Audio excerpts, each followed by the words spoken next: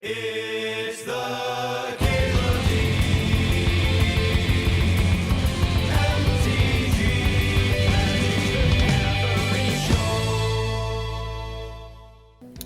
Am I live? We good here? Get in the queue.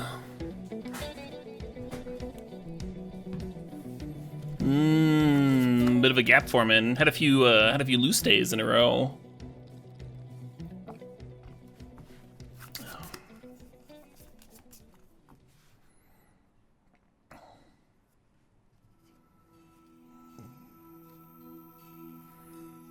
Caleb doesn't want you to know mods are cubing.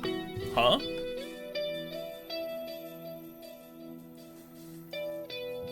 Mods are allowed to cube.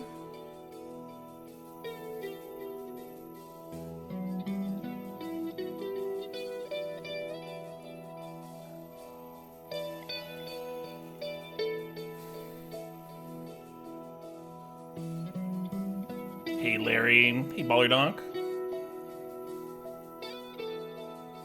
Oh, I see overvoltage. I gotcha. I gotcha.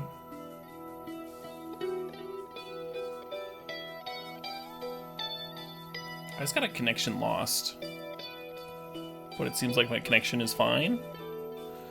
What the shit was that? Excuse me, your connection is lost. Now pick a card, idiot. Should we just get bribery here? I think we should just bribery, huh? This is great, Bitter Blossom's great. Let's bribe some folks. If we time twister, we can bribe multiple times. Bribe, twist, bribe. I think I want this channel card. That's what I think. One of those boring blue-green channel decks.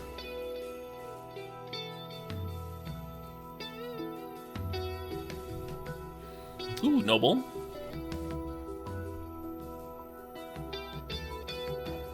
No bells allowed.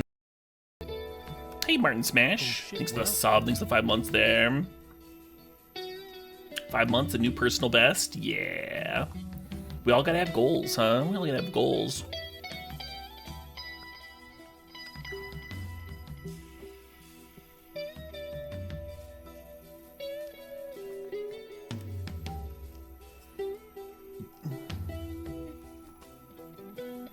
Daze, is it Signet? Let's daze. Let's daze it up.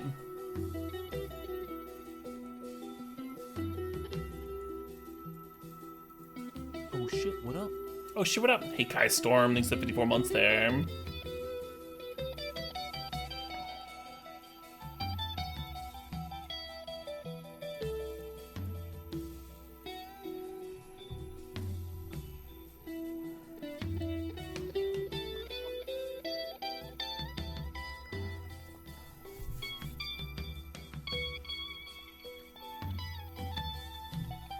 What a movie indeed, Red. What a movie indeed. Yeah, one of the few 10s I've seen this year. Well, this pack fucking sucks. I guess I grabbed Primus.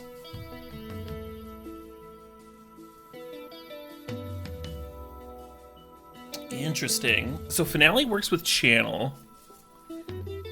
And Finale's just like kind of a reasonable card. I like Eternal Witness more than most. I think I'm gonna grab the Fact or Fiction out of this pack. Is what I'm gonna do. I like this card. It wasn't very good for me today.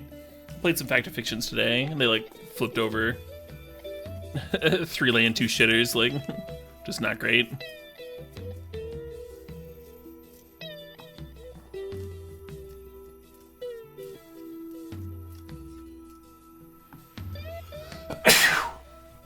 So I'm not big on Thragtusk. I almost want to grab Escape.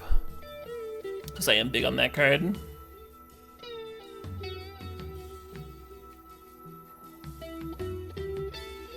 Pretty against adding more colors, though.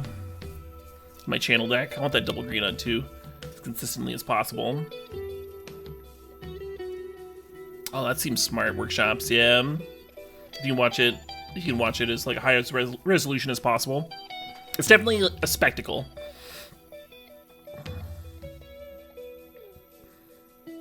Everything everywhere. Definitely gonna want that 4K action. Krasis? I've channeled into a Krasis or two. It's kind of just okay, but... Oh shit, what up? You're tired of stuff leaving streaming services and you not being able to watch? Yeah. I use streaming services for most new stuff. And then, like... Oh shit, what up? If there's an old classic that I know that I'm gonna watch, like, again and again and again, I'll just fucking buy it a lot of the time. Hey, Big Joe Bach thanks for the 22 months there. All is well, thank you. Bill Riccardi thanks for the 47 months.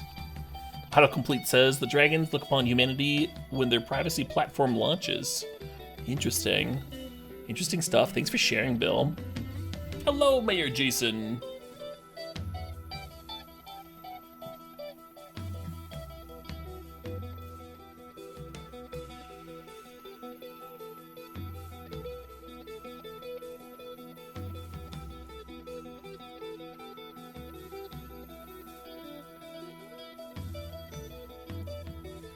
This isn't the worst start. Not the worst start to some vintage cube, huh? We could use some Eldrazi action.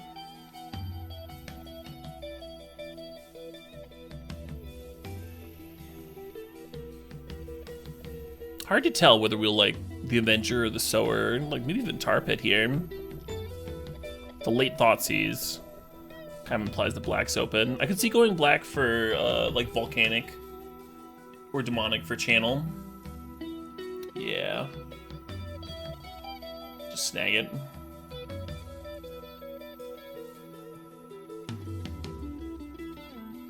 I don't want all that middling shit though. Do I have a proclivity to drafting Simic? Sort of. When I draft channel, I like to not be mono green, ideally. I'd like to pair it with a color that can tutor for the channel. And blue has a few different ways of doing that. It's got that Spell Seeker card that can just go find the channel. And then you've got Mystical Tutor that can tutor the channel to the top of your library. And then blue has a bunch of other nice draw spells and stuff to increase your consistency. Help you find the Eldrazi and whatnot. So when you get an early channel, then I like being in blue-green, yeah. This is an interesting pack, because Breeding Pool and Jace are both, like, high picks for a blue-green deck. Fixing, like, Breeding Pool is really important, because Channel is double green. You want to play that as soon as possible, right? I think I'm supposed to take the Sneak Attack. And then just, like, hope the mana works out, and be okay passing a Jace, and being okay passing a Mana Vault.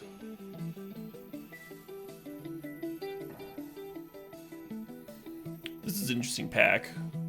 So Uro plays really well with Fact or Fiction. Fact or Fiction just like dumping all the cards in the graveyard for Uro.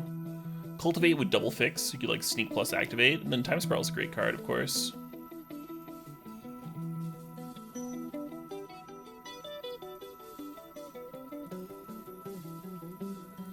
Sylvan, Venser, Jace. I think I like the Caryatid here. It's not putting cards in the graveyard for the Uro, which Jace would be doing, so maybe Jace is better. Really nice fixing, though. I think I like Jace better than the Stowaway. We have a few cards to flashback already. Are we an upheaval deck? Is that what this is? I kind of like this Fable.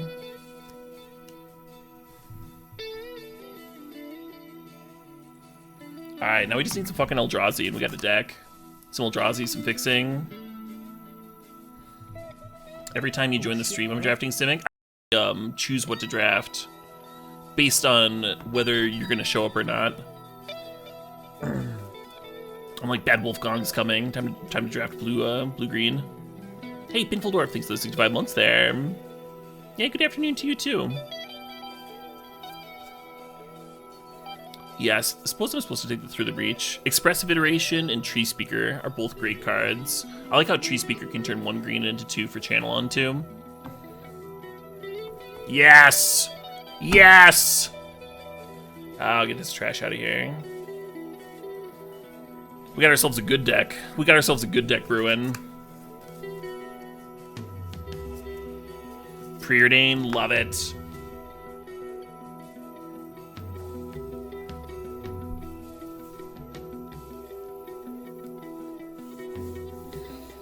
Primus is good with sneak attack. Yeah, it's fine. It might come back in. Some people like Oath, but I don't want to like hit Jace or Noble or whatever, right? Pool wield, love it. We might be the only blue-green drafter.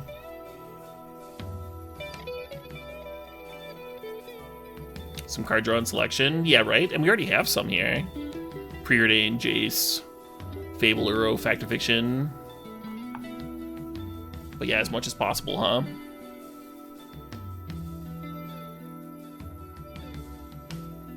Kinda hate that signet, but whatever. Fencer versus Heat. I guess it depends on how much red's gonna give them my mana base. You could flashback Heat with the Jace. I think I prefer Heat to Venser because Heat's a card going to the graveyard. Plays a little bit better with Uro.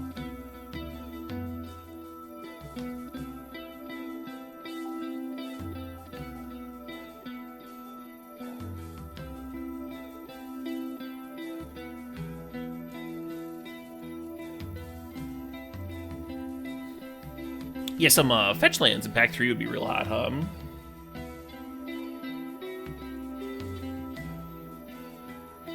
There's that Mystical Tutor for Channel that I was talking about. There's another Emrakul in the pack. Maybe that's more important. It's not the best one to channel into. It's not the worst one to channel into, but it's not the best one. It also doesn't play very well with sneak attack through the breach. Yeah, it's Mystical Tutor here. Ooh, love this. We're gonna take the Dak. Dak and Uro are so good together. Okay, there's a Mox Diamond, but there's also a Taiga. I feel like Taiga's better. What do y'all think?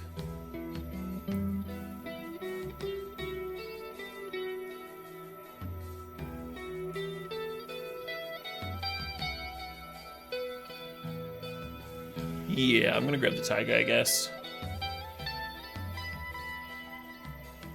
Mox does help Uro. It is card disadvantage, though. We have some other things that are like card disadvantage, like the Mystical Tutor, and I'm a little bit worried about all that.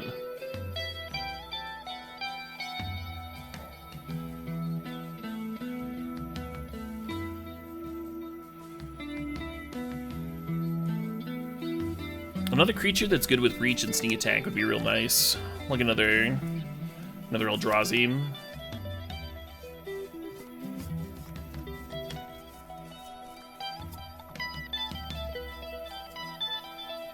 Yeah, I would also love a fetch here.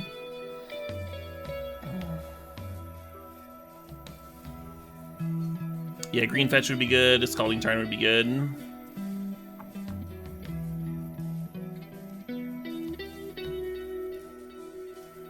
Oh man, Renin 6 here mocking me for not drafting the Mox. I guess I could just grab the Spire Bluff. I do need a few more playables. There's that Tarn I was talking about.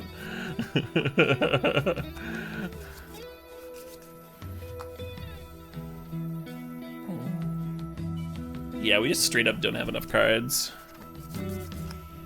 I hope I don't have to play Thragtusk in this. Okay, Memory Jar or Rakdos Signet. Which is better in this pile? I'm definitely not grabbing the Ravine. It's whether I want the Draw 7 or the Ramp Spell.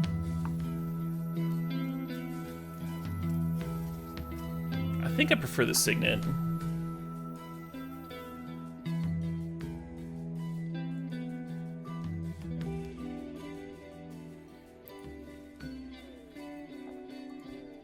God, there's a fucking red fetch here. Wooded Foothills is so good. Right now we have 19 playables, though.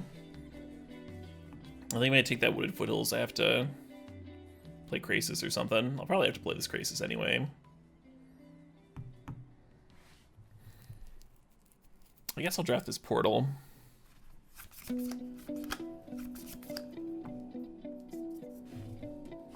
Yeah, fuck it. Hey, Emerald Wield. That's nice. That's good for our channel. And our playable count.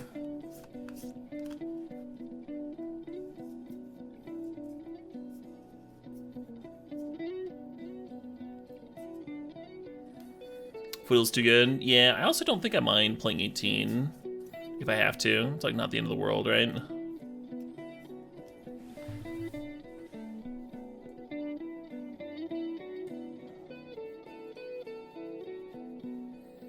Celestia Signet makes white for Omnath. It's a Razor Ridge Thicket. Yeah, not quite there, I don't think.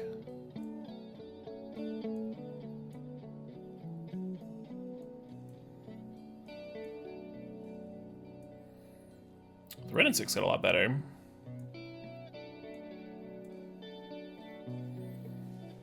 After we scooped up a couple fetches. Now I wish I had that Mox though.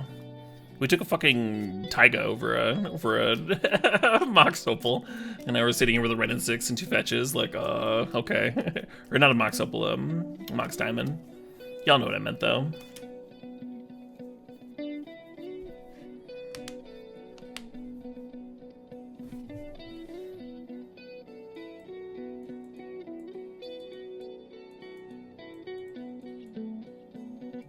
Oh shit, what up? Oh shit, what up? Hey, Crow's Tongue. Thanks for the sub. Thanks for sharing the Prime.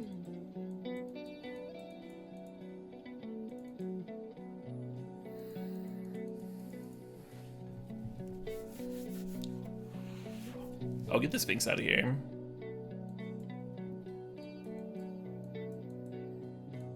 So this isn't like the nuttiest version of this deck, but I think this deck's pretty good. We've had a few decks that are like pretty similar to this, and they end up being consistent enough. Like we have ways of tutoring for the channel and making the channel consistent, and then we've got backup plans for the channel with the sneak attack them through the breach, and just like a lot of churn going on. It's gonna play nice, I think. 3/3. I almost don't even want to count them. Just be like, yep, that's fine. 10 green, 8 red, 9 blue. Yeah, that seems decent.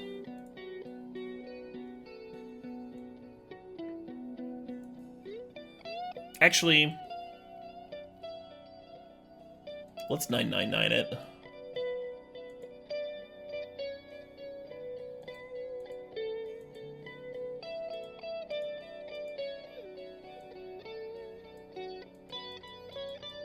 Guess we do have the channel on too, but Noble turns 1 green into 2 green. We have green Signet.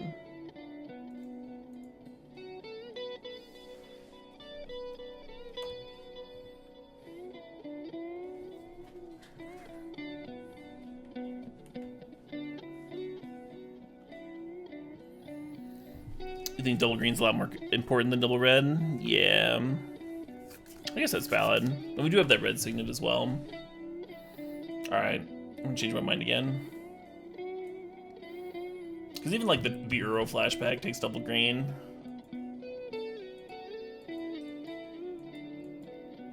Maybe it should even be an island for the days.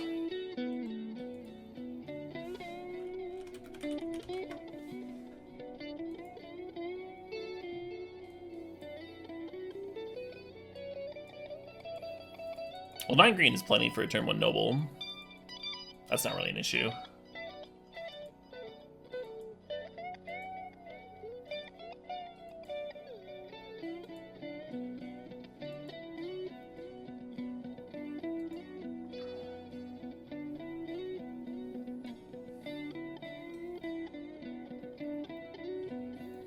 You want to put Plow in the main deck?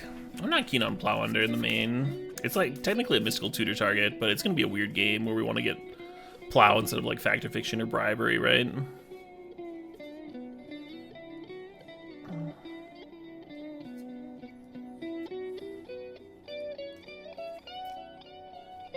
Oh yeah, I think Huntmaster is way better than Thragtusk. Better for my curve too, because I already have like a Gargaroth and Bribery that I want to tap out for on 5. Whereas Huntmaster just has Fact or Fiction. We have 2 Signets, so Like playing a 4-on-3 is pretty reasonable.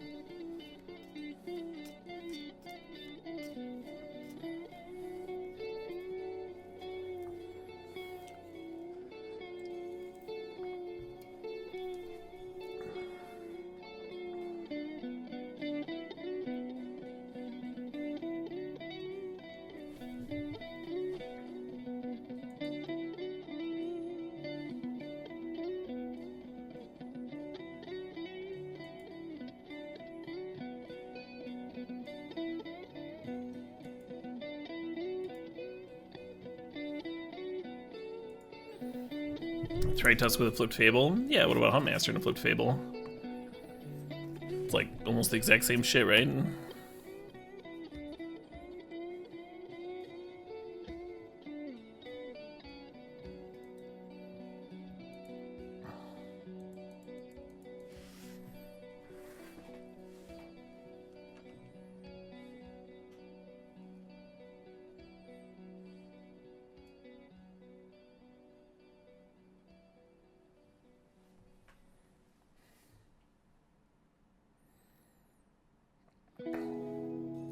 So my one concern with this hand, like I think it's looking good, but my big concern here is hitting our land drops, right? Hopefully that happens.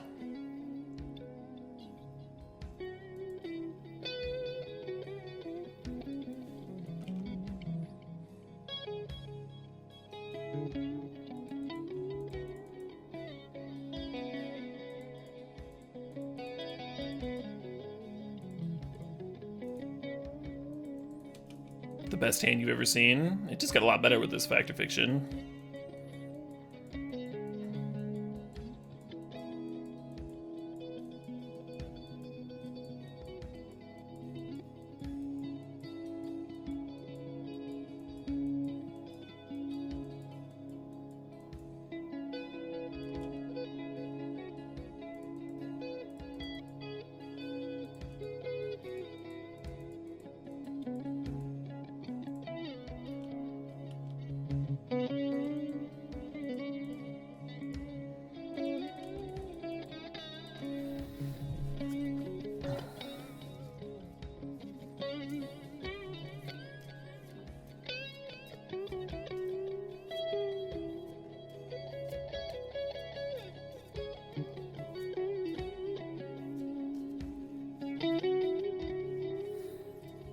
Next turn I think we're fetching a breeding pool and Foffing and then just bring back our own.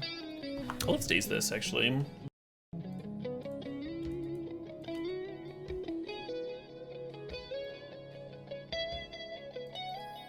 Oh, let's fetch Island, I guess.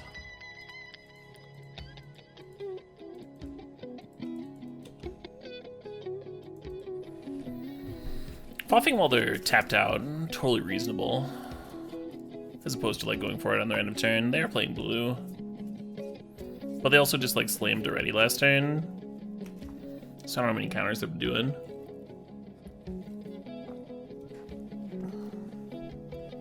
I told J-Bro that I wanted to grab dinner. So this might not be a long stream. This might be a real measly short little stream. Short little piddly stream. For a short little piddly streamer like myself. We should be able to at least get this draft in.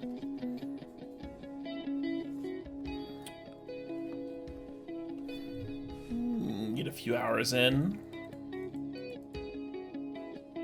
Say hi to J-Bro. We'll do. We'll do Hippofant.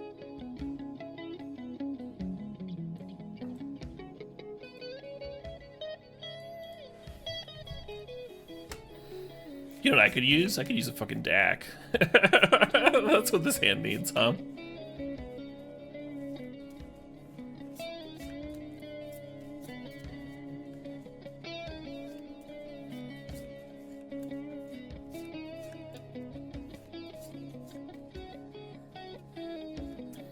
Okay, I want to take this through the breach just so I have 4 cards going to the graveyard. Like, I don't care about this breach at all.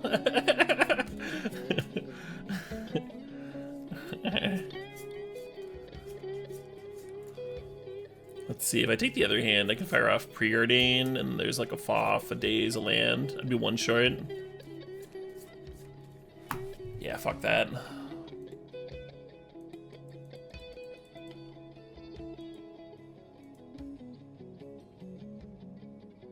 Hey, Warthog. Thanks for 45 months there.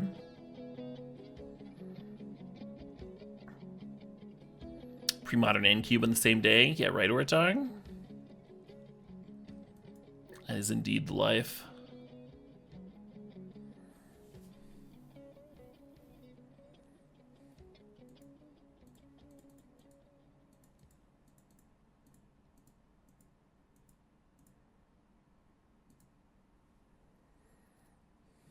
Yeah, click us there and just see the breach.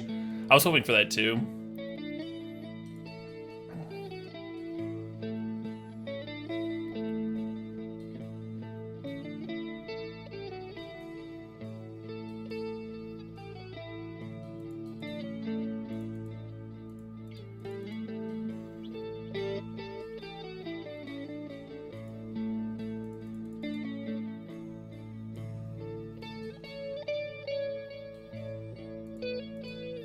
All right, starting this again. Now we have to discard. I'm gonna discard the Wooded Foothills.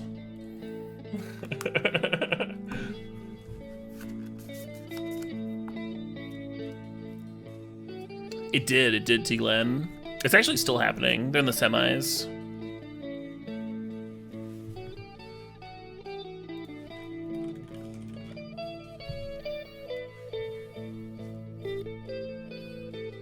Yeah, I only played friends. I played it against Lewis Kaplan, who was I played him in the first round, and that was a rematch of the quarterfinals from the event the other month. We met in the quarters that time, and I lost to Lewis. I dropped a game because I forgot to deboard for Living Wish, and I felt like an idiot. Because I'm like Living Wishing. I'm like, yes, Living Wish resolved. I've got the Allurin in play. I can just fucking win. I got him. And I'm like looking at my sideboard. I'm like, oh no. Because I'd Living Wished for the card in game 1 and then forgot to pull it out of my deck and shuffled it in. And so like I don't have the win, you know. And then in the second round, I played against Sam. And we got a feature match. And I did the same shit.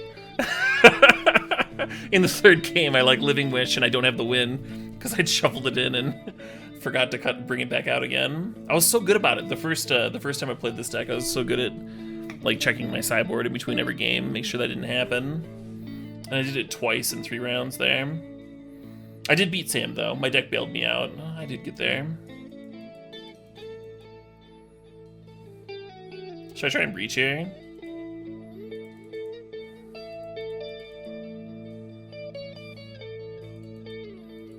Yeah, this is a thing.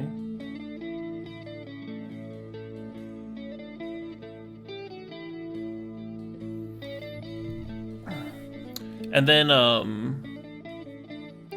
lost in round 3 to another friend. I lost to Ben Rasmussen. So I ended up losing to 2 members of my D&D group.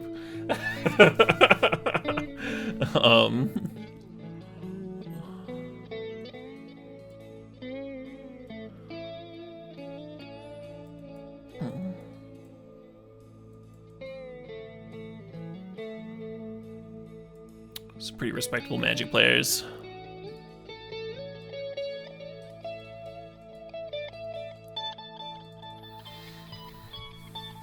Seemed like a matchup where Pounder could be decent.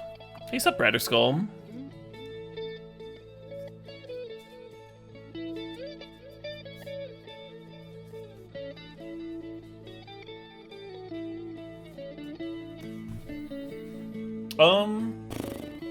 I think this is fine, actually. Preordain just gets to fix everything. And then I had a little bit of time to play some Commander Cube. Which, Sam is apparently into, and has been trying to get folks to play it. And I was excited to play it, but I usually don't have time Like, he wants to get people together during the evenings and stuff, and I'm usually streaming during the evenings. So this was like a nice... This was like perfect, because we were just like all there at the event anyway. And like me, him, and Lewis had all... we all beat each other and then scrubbed out. And so that's why we drafted some Commander Cube. I drafted around, Evelyn, I think her name is, the one that basically, like, Gaunties the top card of each player. That card's sweet.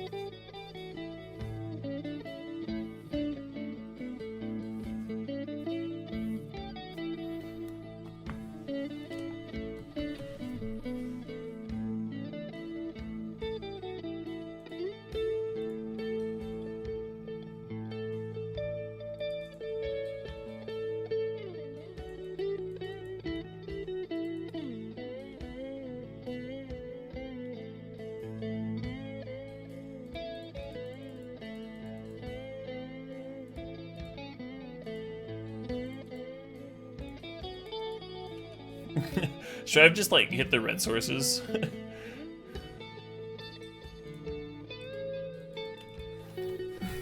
Leave the sneak attack and just, like, blow both mountains past.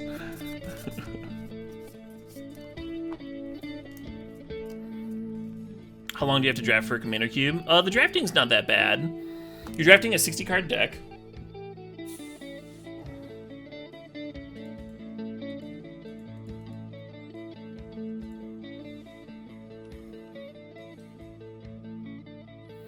Nice. Clean.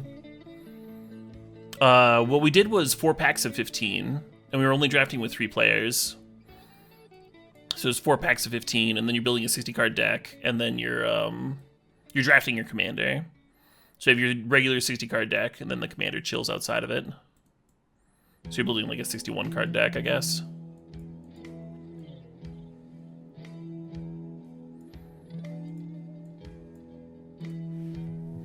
Sounds cool. It was pretty cool, yeah. We had one game where Sam just comboed off on like turn 5 or something, and I didn't realize that the card that he was playing was going to give him infinite, or I would have countered it. And I could have done the commander thing, like, oh, wait, that kills me. No, back up, I've got a counter. You know, I was like, nah, that's fine. It'll give us time for another game. So I did. So, yeah, he murdered us. And then the second game was a real game of Commander. We got to a spot where Sam's only cards in his he had 2 cards left in his library and no threats left. We'd like literally run him out of every creature, right? And his remaining 2 cards are Mind Twist and a land. And my hand is Corpse Dance, which I've been using to recur Chupacabra every turn and just like kill everything. and I've got Ashnod's Altar, so the Corpse Dance loop only costs 3 mana for me. And I've got the 6 mana 4/4 blue-red god in play. So every time I draw a card, I get a 1/1 with haste, right? A 1/1 flyer with haste. And I've Gauntied Sam earlier in the game and gotten Cathar's Crusade. And so I'm sitting here, my hand is this time spiral and this Corpse Dance, and I know that when he draws the Mind Twist, he's gonna hit me, because I'm the one that's like killing everything with the Corpse Dance buyback stuff, you know? So I fire off the spiral even though like he's about to deck. Because that way I get like a shitload of tokens, and then I'm pretty sure with the Crusade I can just kill both players, right? But then I ended up like drawing Lewis into a cycle disenchant, the one you cycle to like destroy all artifacts and enchantments, and he was able to like blow up my altar and the Crusade, and like I went from like having like some like 500 damage of hasty flyers to like 13 damage of non-hasty flyers. It went very poorly very quickly.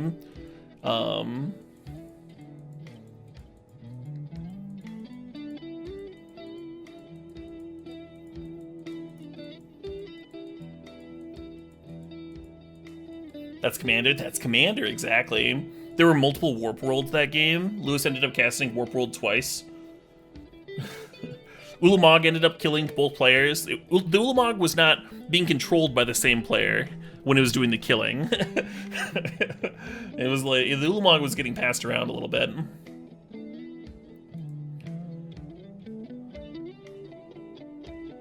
Yeah, it was all very commander. I guess if the noble dies, then I want to have this preordain, huh? Do I bin the Foth? I don't know what I'm supposed to bin. Fable's so good, but maybe it's Fable. The issue with Fable and Dak is they're like both doing something similar, right? So like, which is better? It depends on if they play an artifact, right? Who knows if they're gonna play an artifact?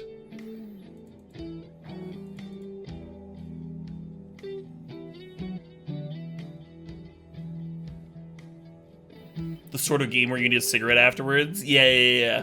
Yeah, we were like over an hour into this game, and Lewis had to decide who to attack with an Ulamog. He was there pondering and was like, me, kill me.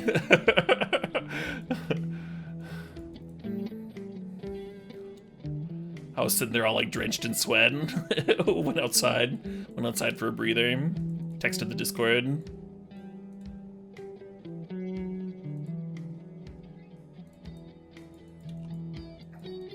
I think I should have kept the Huntmaster over the Preordain, actually.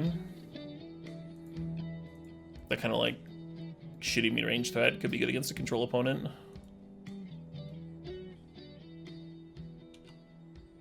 You got it.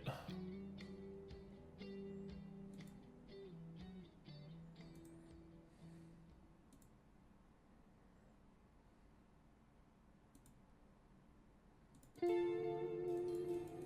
think I'm gonna hold up the hardcast days. I don't think there's any like urgency with this Preordain.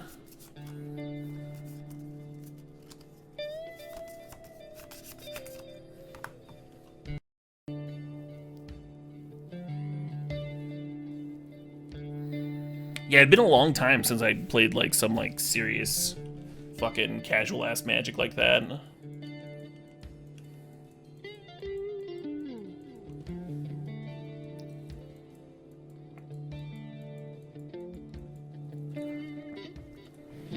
It was interesting playing with those two as well, because it's a table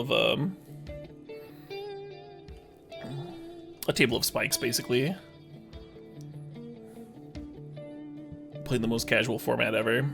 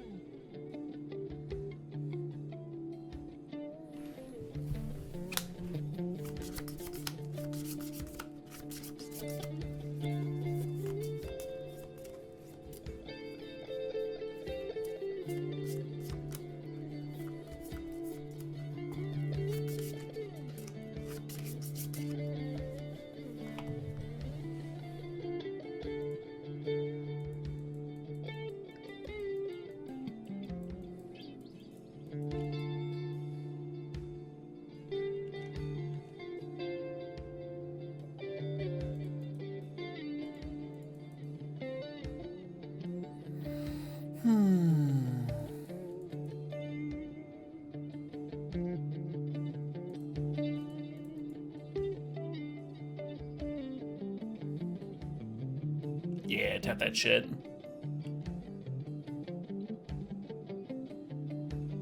Just emptying their mana pool by switching phases here.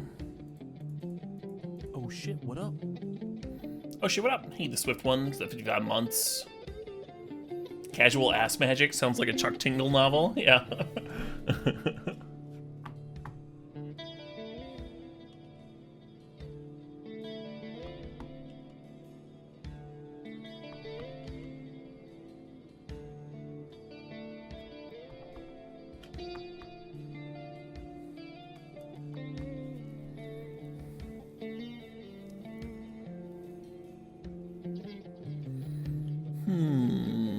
Okay.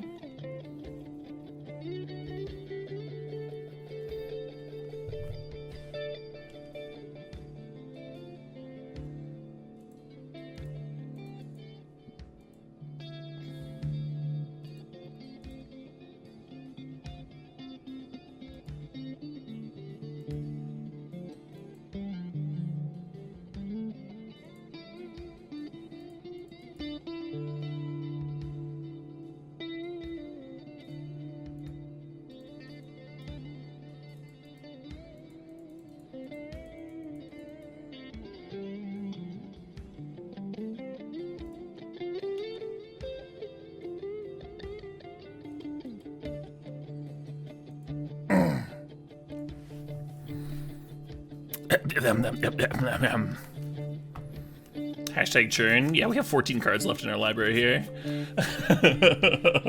Deck's got a lot of churn. Deck's got a lot of churn.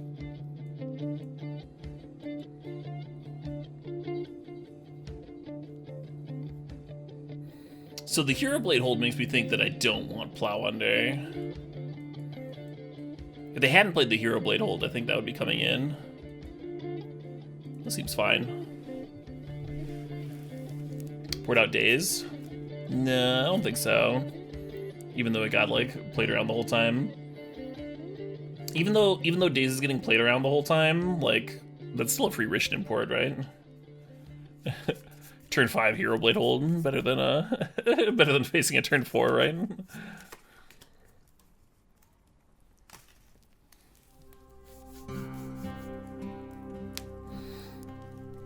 A lot of it is that whatever card I would be boarding in would suck as well, right?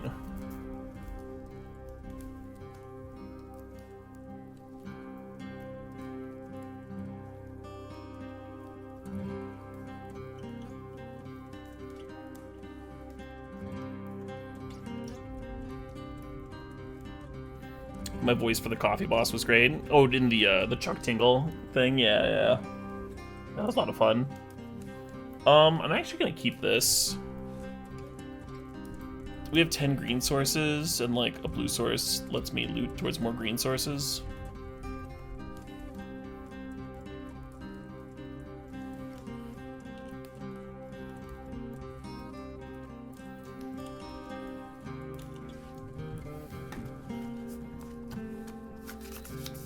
Possible I'm just a fucking idiot.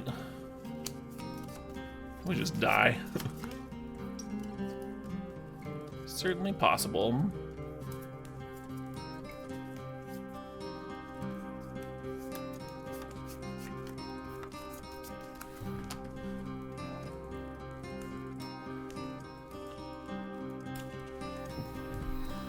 Should we loot away Dak here?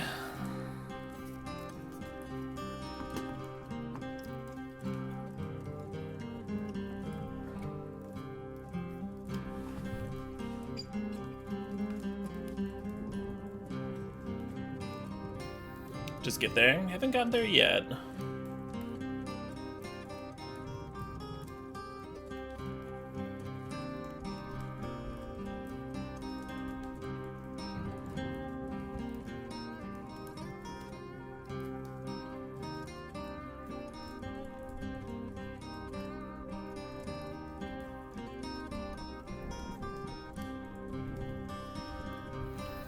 It's not the best Krasis I've ever cast.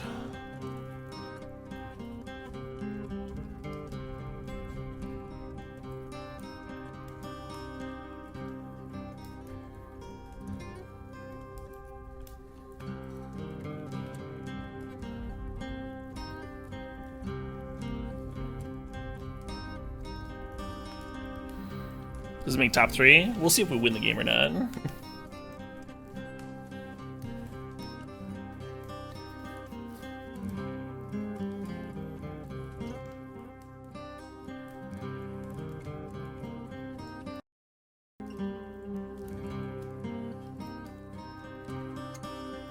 I think I have to chump here.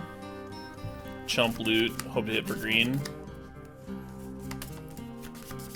If I take 5, I go to 11, which is not enough to channel Emrakul, right? The Emrakul itself will cost 11. I might have to shock myself too.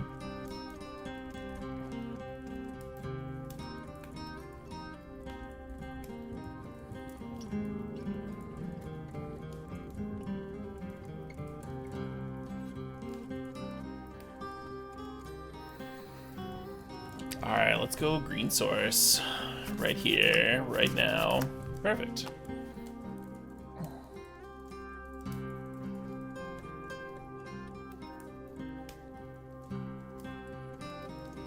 Oh, it's one less because we're adding a card type to the bin with the channel.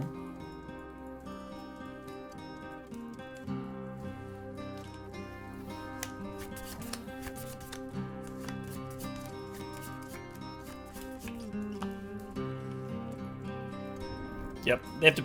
Oh, they pinged me? That was incorrect.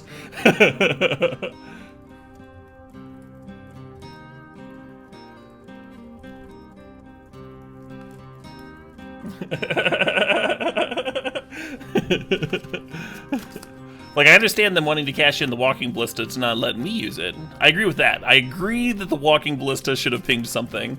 I just disagree on the target is all. That's the only spot that me and the opponent disagreed there.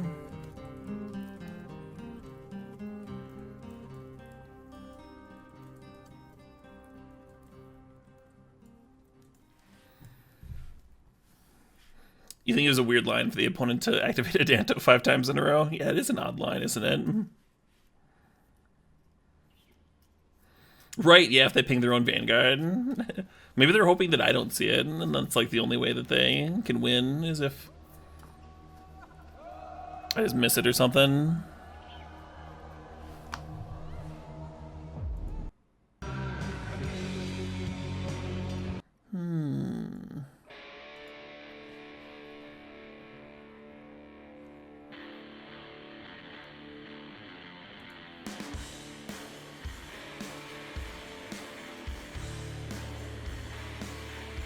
Ugly.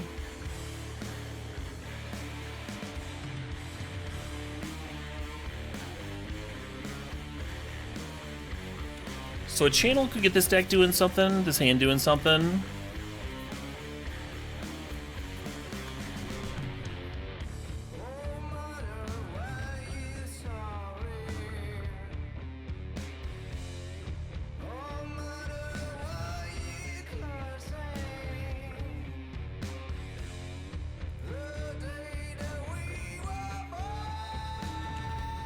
I miss stuff sometimes.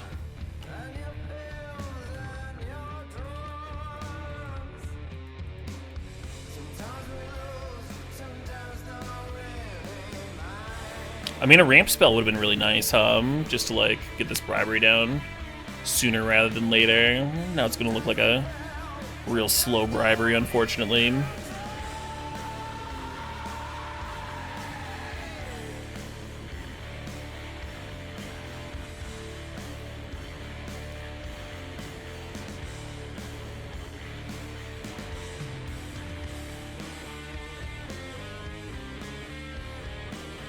They're still playing Taranga. One of my mods top 8'd, Captain Redbeard top 8'd. I did not, obviously.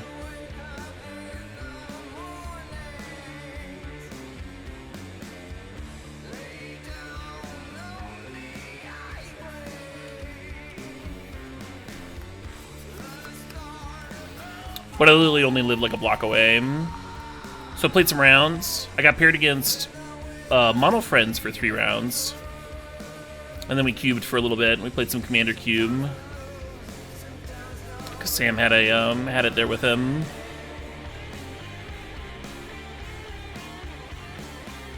And then J-Bro is currently doing commentary.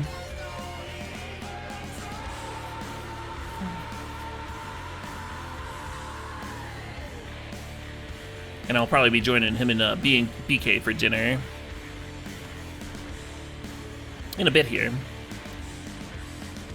But I wanted to make sure I got at least some cubing in today.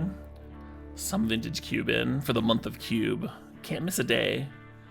Gotta at least get a draft in, huh?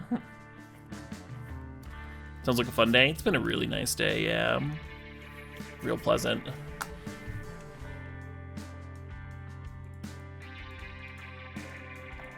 Hope they take bribes.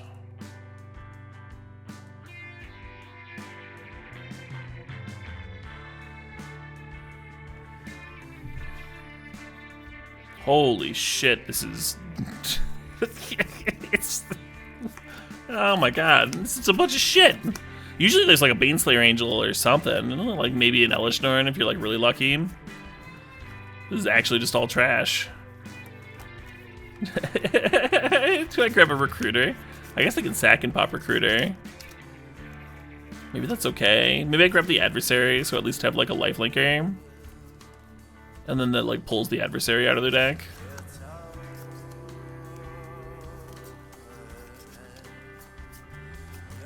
Legionnaire doesn't really block. They sack the commando to kill it. So I think it's worse than just grabbing a lifelinker.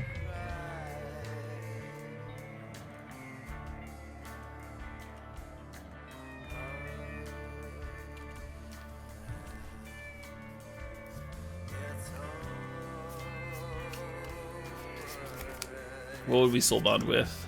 GK. What are you trying to soul bond with? You want to soul bond with this Emrakul? Last game? This is game 1, friend.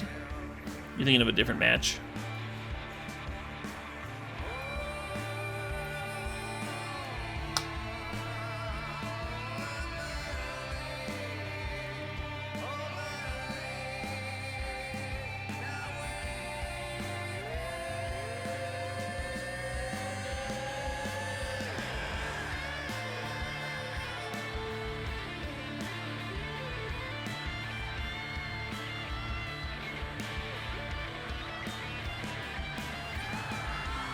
Channel off the top would have been hot.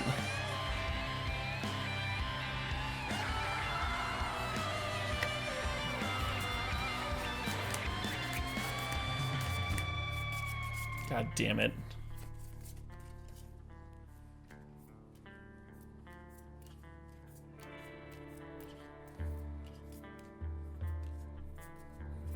Interesting that they attack with Leonin. I don't think it is interesting. I think they just would have sacked the Selfless if I'd blocked the Leonin.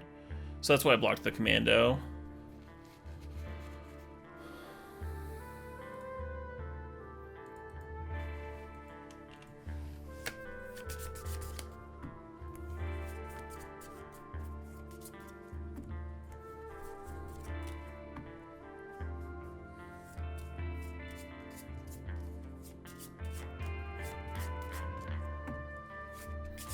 We do have a plan. It's not the best plan. We're about to get, like, hit down to 6. And then we can reach Emrakul them, but they're gonna get to keep some permanents, and, like, they can keep on juicing up the Lion Sash here. I guess if they sack the Leonin, we get our Fable back. Yeah, that's gonna be 2 permanents right there.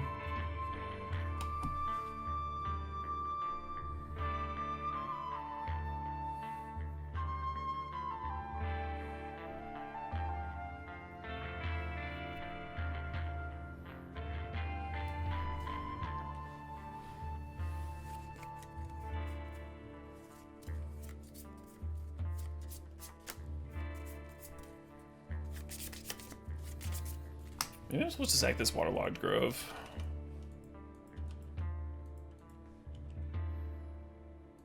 I could draw, like, very specifically red source burn spell.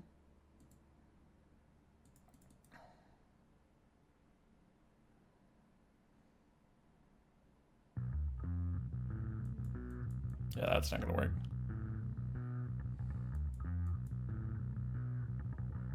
Yeah, the Lion Sash just kills me.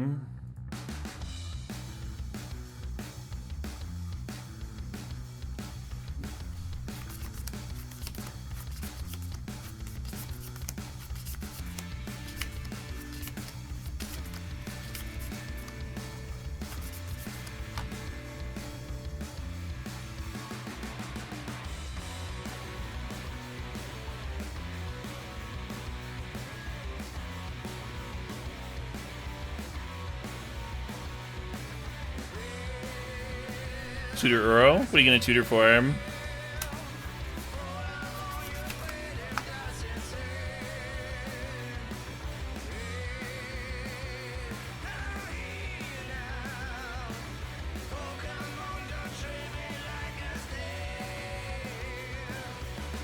The Unholy Heat? What's the Unholy Heat killing? Unholy Heat does not kill the Sash. The Sash is a 4/4.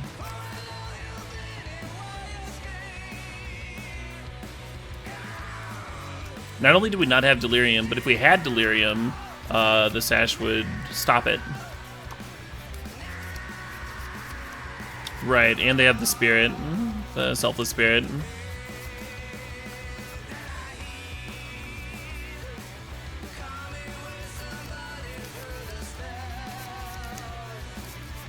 We did have Graveyard, because we had just Factor Fictioned. But there's only 3 types. Yeah, bribery's definitely coming out. I'm thinking about cutting the days as well for the kitchen finks. Just have a couple roadblocks.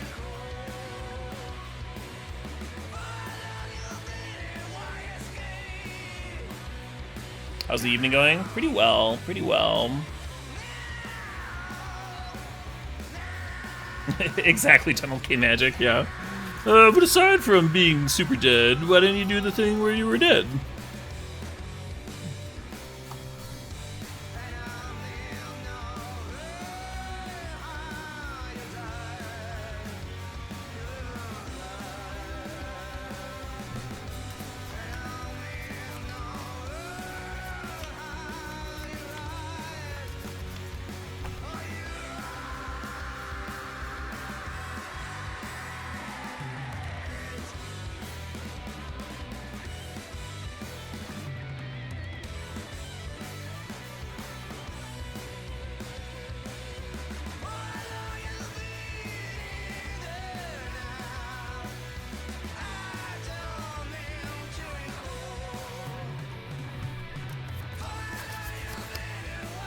I was gonna steal the clue before I attacked.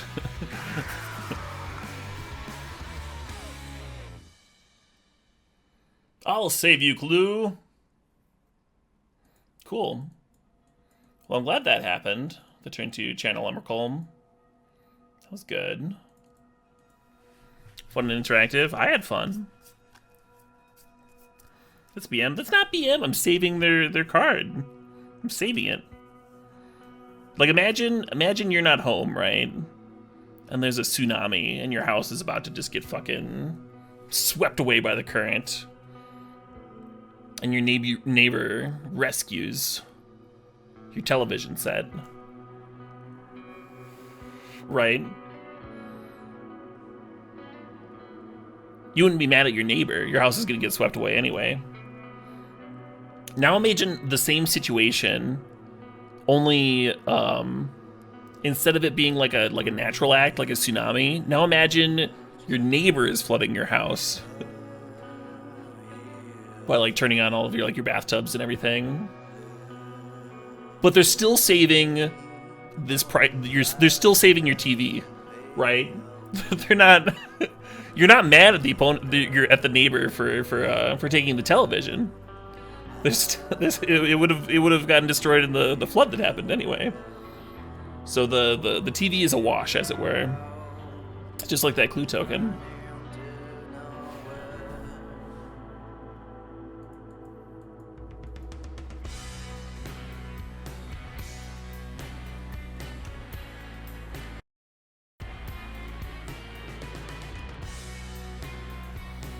Bathtub sinks. Move the fucking the lawn hose inside.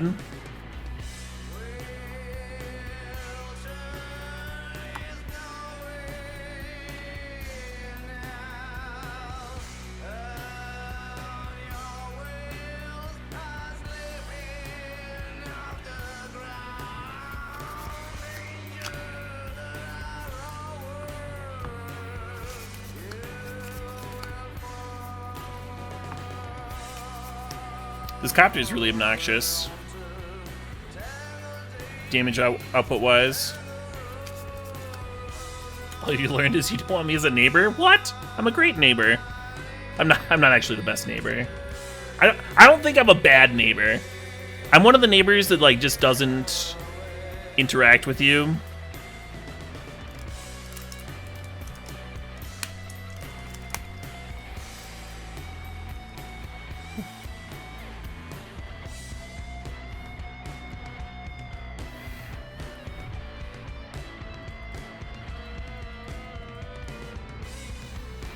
I think the only bad thing about having me as a neighbor... Well... Yeah, maybe I don't want to get into that. maybe my laundry is gonna stay unaired here. Yeah. I do not bake pies for my neighbors, no.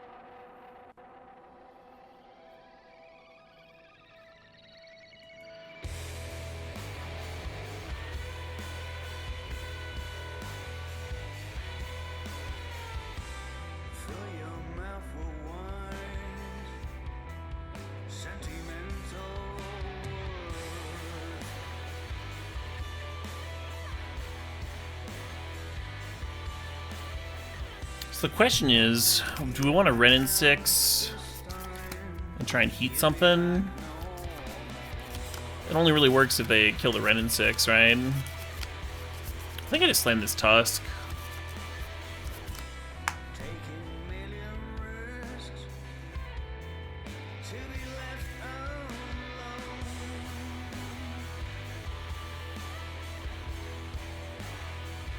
People that fetch the paper in your undies, what's wrong with you? I don't think I would give a shit if my neighbors were fetching the newspaper in their undies. Just would not care at all. Or notice. I wouldn't notice or care.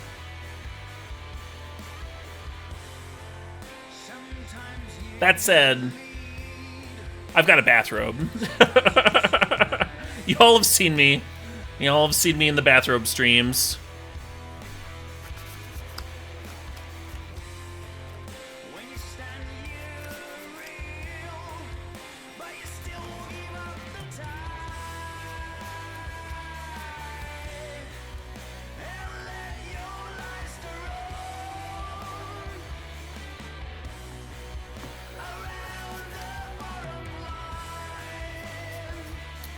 Yeah, I think like 95% of the time, if my neighbors have ever noticed me, 95% of the time, it's the full bathrobe. Taking the garbage out, checking the mail.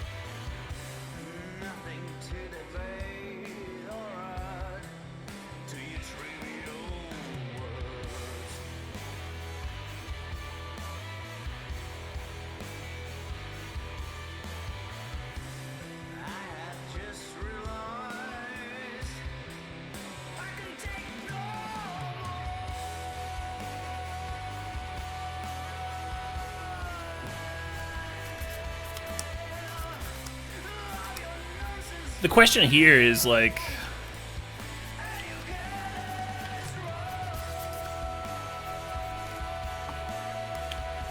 we could go like Ren, down tick on Spellbinder. We could play Jace, play Unholy Heat. We could Fact or Fiction on Unholy Heat. We got a few options.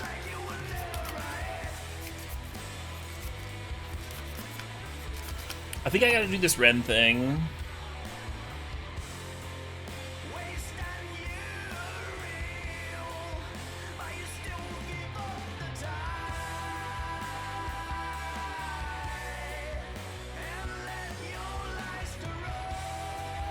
There's literally an elite Spellbinder in play, and everyone's like, wow, is Ren exiled? I don't know. Could be anything. Half a chat telling me to play Ren in 6 for 2 mana.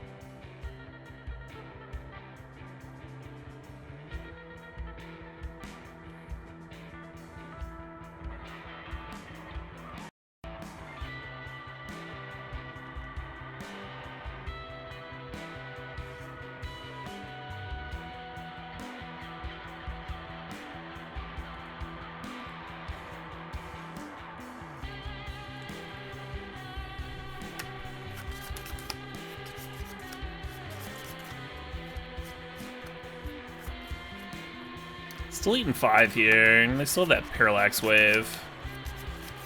So I think they're just gonna have me.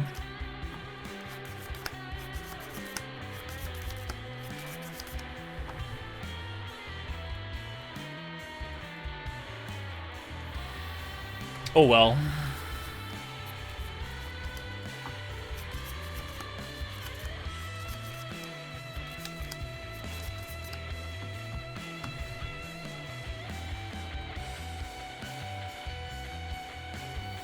Yeah, I think they should have killed the token the first turn they played the wave, but they just had me here.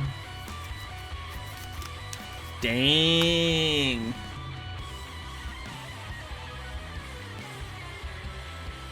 Heck of a card, that Parallax Wave.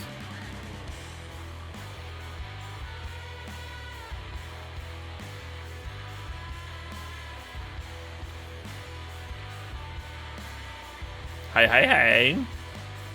What's up, Lotus?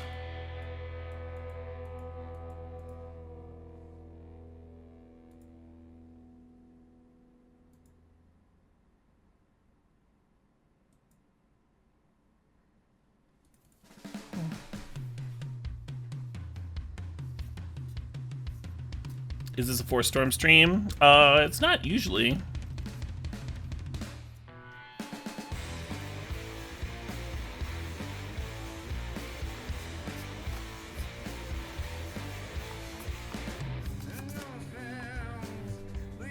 Privy Lotus for the first draft of the day. I might not have time to play this next one out.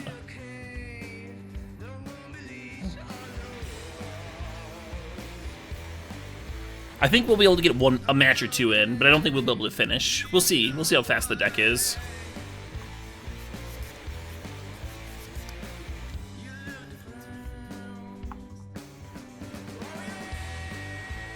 I've definitely seen people Black Lotus into Corsair, yeah. Ooh, Tinker. Seems like a Tinker start, huh?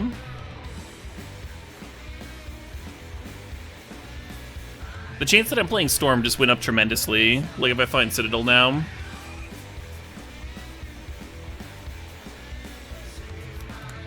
Yeah, exactly, Lethessa. Exactly. Gonna meet some folks for dinner.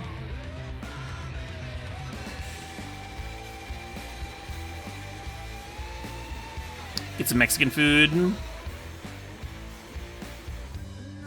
The last time we went there was after the last premodern tournament, right? And they had a Mexican karaoke going. Latin dance night. It was pretty good vibes.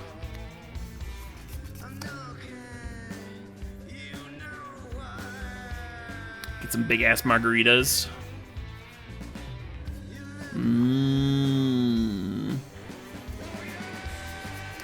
So this pack's not very stormy, if we were thinking about that. I think I'm supposed to grab the Phantasmal Image, but maybe it's the Mana Flare. Mana Flare wheels all the time. I'm not really interested in these lands.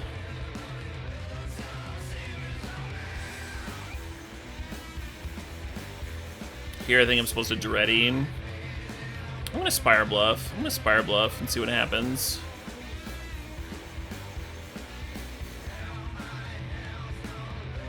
Palinchron Storming in your Black Lotus deck? You want to fucking, like, Black Lotus Tinker, turn 1 Citadel, play a Palinchron for 7, untap your 1 land? Am I a Burrito Man or a Taco Man? Oh, that's not a... You're asking, you're asking that question like you think it's an or question?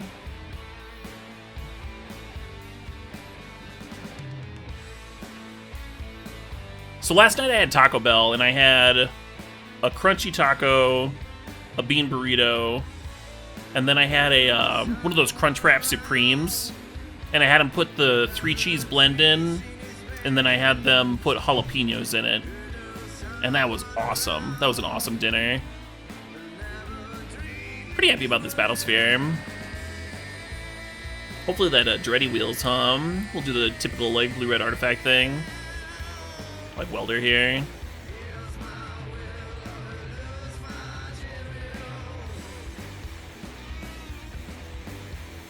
Yeah, I've liked Taco Bell a lot more now that I've started putting fucking jalapenos and everything. Once I found out that was a button I could be pushing. guess I Signet. The dragon is interesting. We can like turn one it off. Lotus and Mox. Maybe I just want a dragon, huh? Give me a dragon. Oh, Nahiri loots. Nahiri looting might be good with the Welder.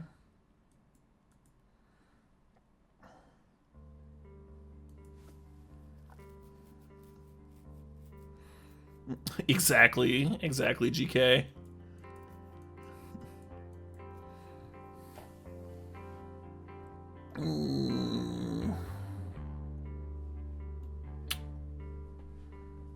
So I've been drifting away from Storm, but like these other cards suck, right? I don't really want these either.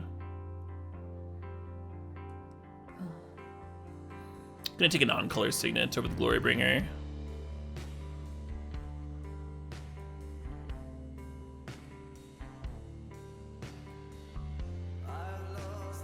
Yeah. Looks like Duretti did not wheel, but Mana Flare did. Interesting.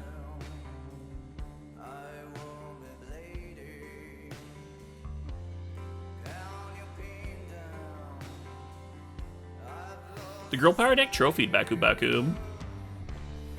I don't remember what the deck looked like or how it played out.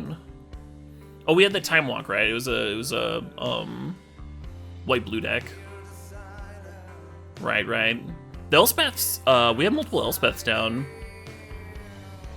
Girl powered it up really well.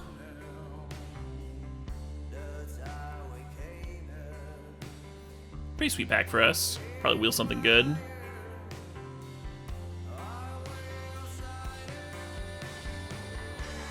Duretti is better in more decks. Yeah, I mean, Duretti's like usually just only good in this. Whatever this is. Mana Flare and Duretti are both kind of on the iffy side. Not sure what to do with this pack. I think I'm gonna grab Thran. Just to loot artifact stuff.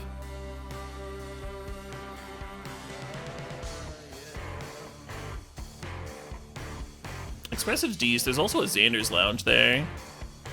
Some shitty dual land.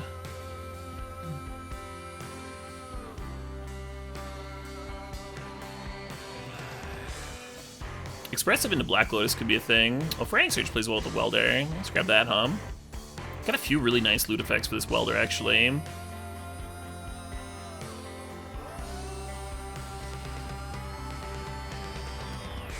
Yeah, happy Pride, Beat-Elm. You, I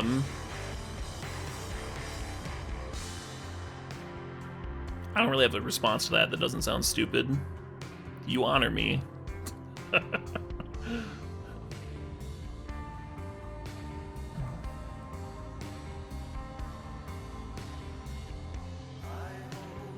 I used to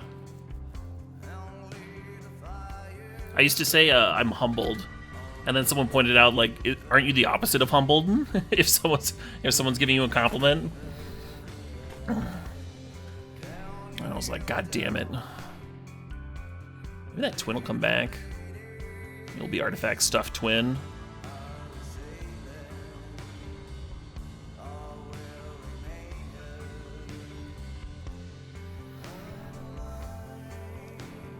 Flattered? Yeah, flattered's a good word.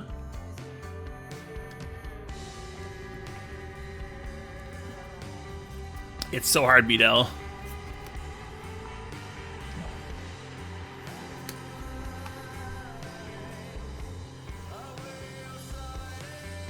I tell folks thanks for the kind words a lot.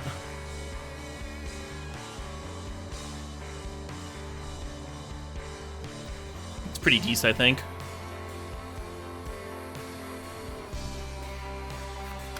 Yeah, just say thanks.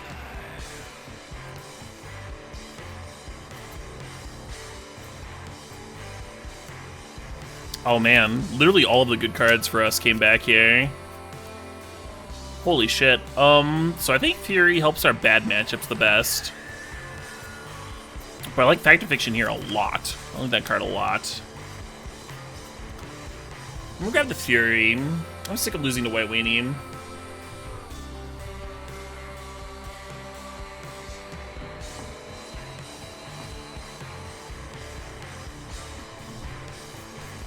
Yeah, I just snagged that Deceiver because we saw Splinter Twin going around. We thought there was a chance, but it didn't wheel, so.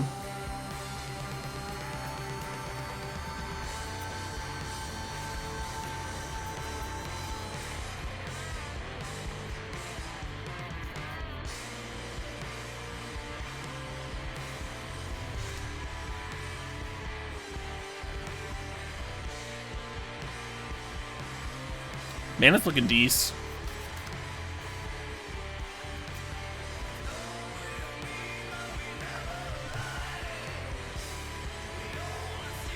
I almost like the Recruiter, huh? Just getting Welder and Image. Recruiter for Image. Image Recruiter. Probably not gonna play it, but I almost like it.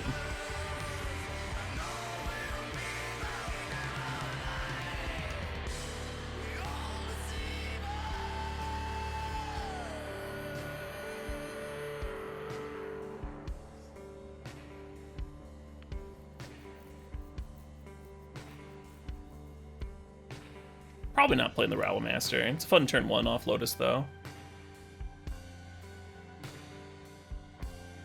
Probably not recruiting for Magda.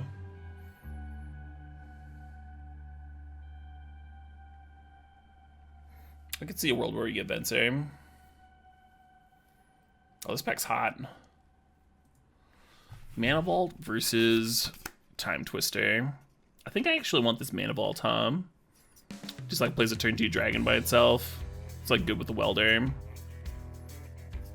The Twister's pretty awesome, especially if I like had a hankering to play LED.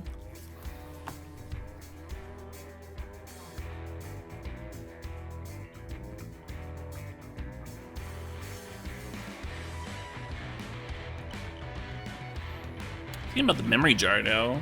That one's pretty good with Welder hum.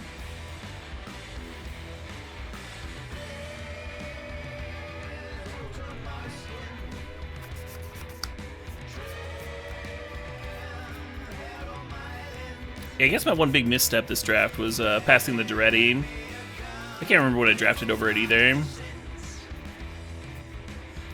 You thought I was off tonight? It's just gonna be a short stream, Bimp, but I'm not doing a month of cube skipping days. I'm not about that life. But I did play a premodern tournament earlier, and I'm gonna be dipping out a little early to go have dinner with some friends while they're in town. You think I took Expressive over Duretti? No, I think I took Expressive on the wheel, right? Or like maybe not even in that pack. I don't remember. Whatever. Yeah, I'll draft Nurza. I think we got the artifacts for it, Oh, I think you're right. I did take the Spire Bluff over it. Because we had Tinker, and I was like looking at Duretti and Spire Bluff, and like Duretti's more likely to wheel than Spire Bluff, and if I'm red, then I want the fixing. And then we ended up with like pretty good mana anyway, and a Duretti would be insane here. Hey, thanks, Bim. Yeah, I don't get out of the house very often, and this month in particular, gotten close to burning out a couple of times. It's been a pretty gas month. I'm glad I did it. I'm glad I'm doing the month of Cube,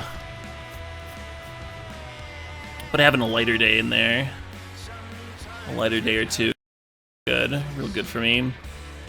The mentals, as it were. So right now I'm thinking about Revoker, Skydiver, and Karn. I kind of like Skydiver better than Revoker as a recruiter target. But Revoker's another artifact for Welder, which is nice.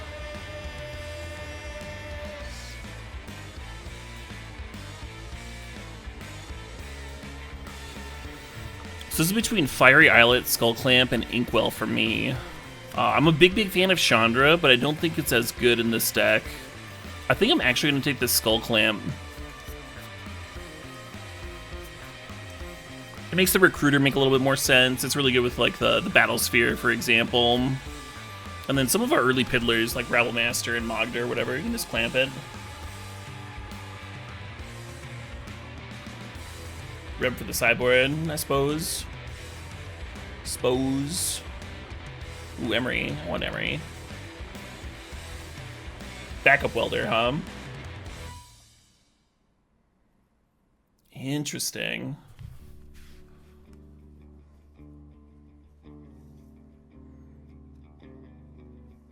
So Urza makes this cryptic command kind of exciting. I think I want another signet. Just up the artifact count. Artifact count's a little low right now for what we're doing.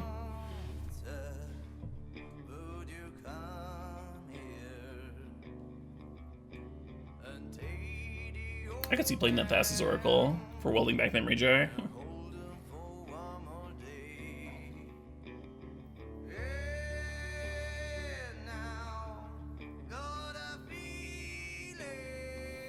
Currently I have one cut to make.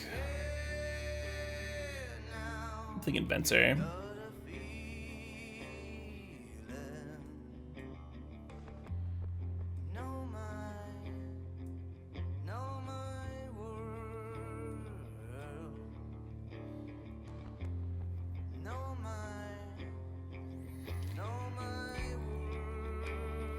Interesting.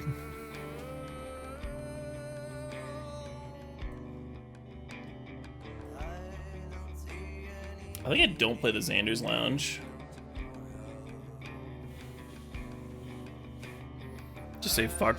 Comes to play tap lands. It's not the best LED, but I do kind of like it with the Emery. Yeah, in Academy we're doing real sweet. I think we were fighting with someone a little bit.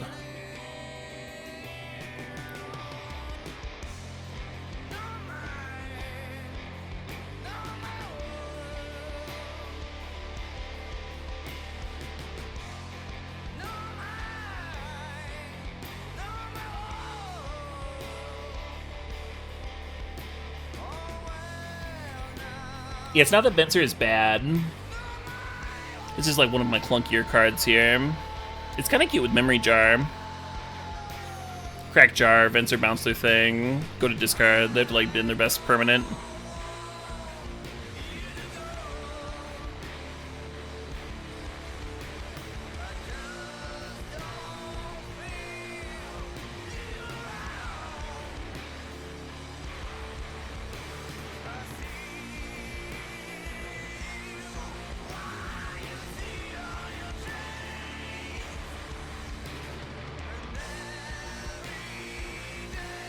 Where can you learn more about premodern? The premodern main website. This is premodernmagic.com. If you Google it, it's the first site that shows up. It's pretty good. It's got like the legal sets, the ban list, the social is really cool because it has links to like the Discord server and the Facebook groups and stuff if you're like looking for info and matches and people to play with, if you want to play like online or whatever. And then if you're looking for deck lists, just the same thing, just Google premodern, and then rather than click like the first link, you just scroll down to like mtgdecks.net and you got like the whole meta here and you can then figure it out. What you like, what you don't like, what an average tournament might look like for you.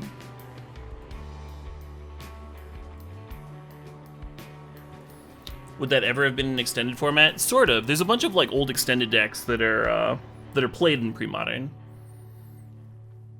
but there's more sets in it than one specific extended format. If you ever played extended where pain lands were the best fixing, then the meta will look familiar to you. How's Fecundity? Oh, I didn't play it Roro. I couldn't get Sly to be a decent matchup, and I was missing a few cards. And rather than try and like track them down at the last minute, I was just like, whatever.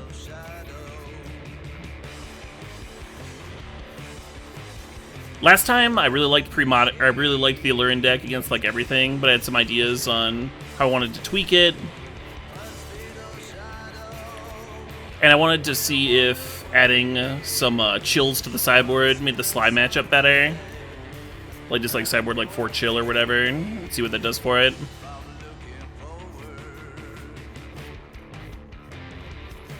Maybe make it harder for them to like interact with your Alluring combo. Anyway, I got dusted by Sly again, so.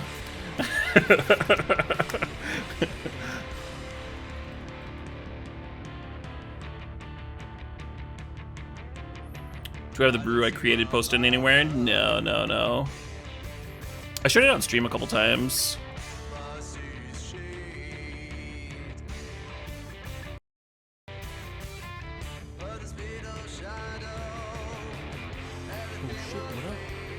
Oh shit, what up? Hey, Mark Chalice, thanks for the 51 months.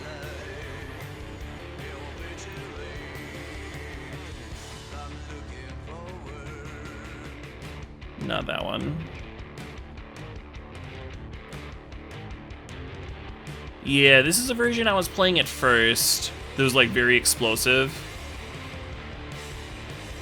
And this build was taking like too much damage from its mana base to be good against Sly at all.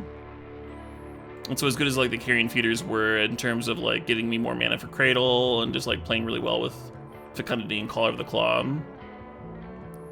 I had another version that was just like straight green red. I don't think I saved it. Or maybe it's this. Yeah, this is closer. Then I was thinking I could like maybe play this build. And then I wanted even more walls than this. I wanted like some Wall of Roots as well. And just like Tinderwall, between Tinderwall and Wall of Roots, I was thinking that there'd be like enough blockers to actually survive the first few turns against Sly until you actually like get stuff popping off, get stuff rolling. But I was really enjoying this, like the pile of Caller of Claws and Fecundities.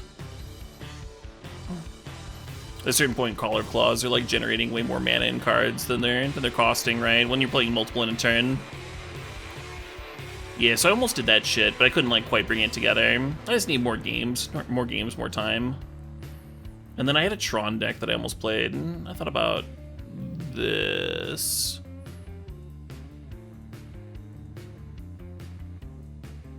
Yeah, I thought about this pretty hard as well. Probably a Dog to Sly. Like Powder Kegs are decent there, and obviously I've got a lot of sideboard cards with the chills and the COP reds. Probably like overall fairly similar matchups to like regular blue-white control. But then the idea being that in the blue-white control mirror, like at a certain point you'll have Tron and just get to like have these huge sick-ass X spells. Was the thought, but again, just like didn't have many games in. This poor opponent. I'm sorry, opponent.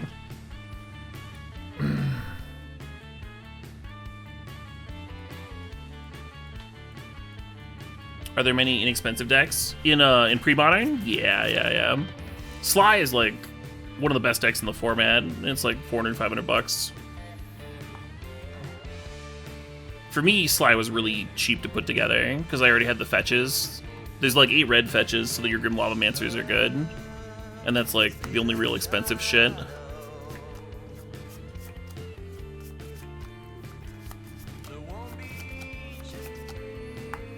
Very tempted to go turn 1 Magda and Image through Elvish Mystic. I'll just pass here.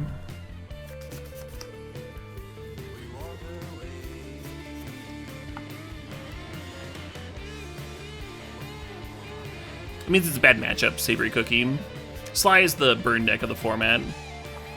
So if you're a dog to a specific matchup, it means it's not a good matchup for you.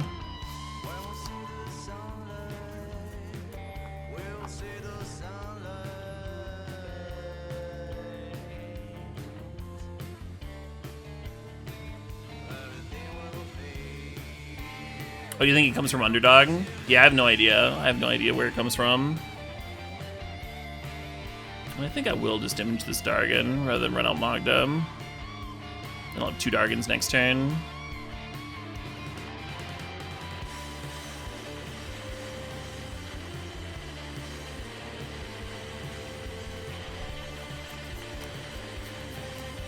Right, yeah, good in the spoon. Yeah, it's like pretty wide open. You can spend like a lot of money on a deck, or you can spend like almost nothing on a deck.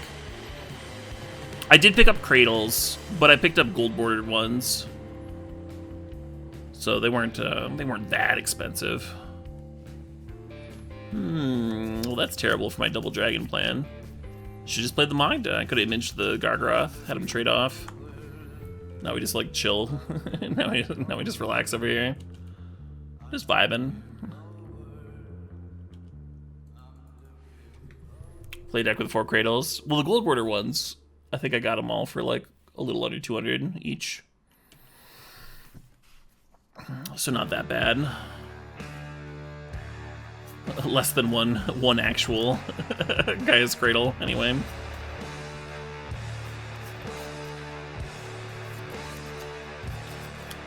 And then Mox Diamond is the one other, like, actual expensive card in the format.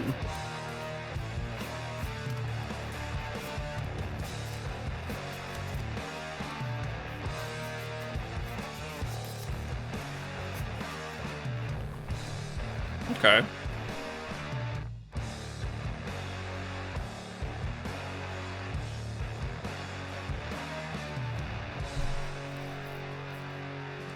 A lot of gold bordered cards have value, yeah.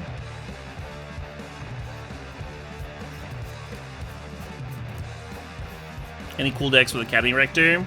I was boarding one in Alurin, but I cut it. There is the Pattern of Rebirth deck, which if you're asking about Rector, you're probably familiar with. I don't think it's very good, but it's technically a deck you could play. Nice taters. That's always a good feeling.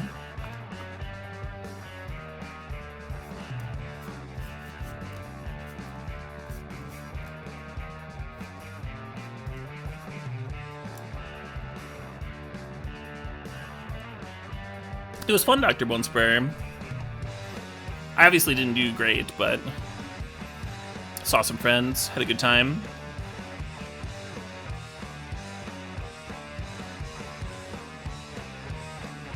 It was kind of perfect, because if I'd gone deep, I'd be exhausted and like still playing Magic, and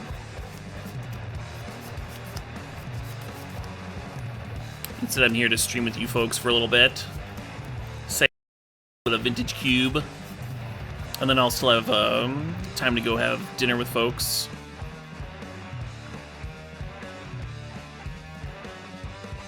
What did I play? I played Alurin, yeah.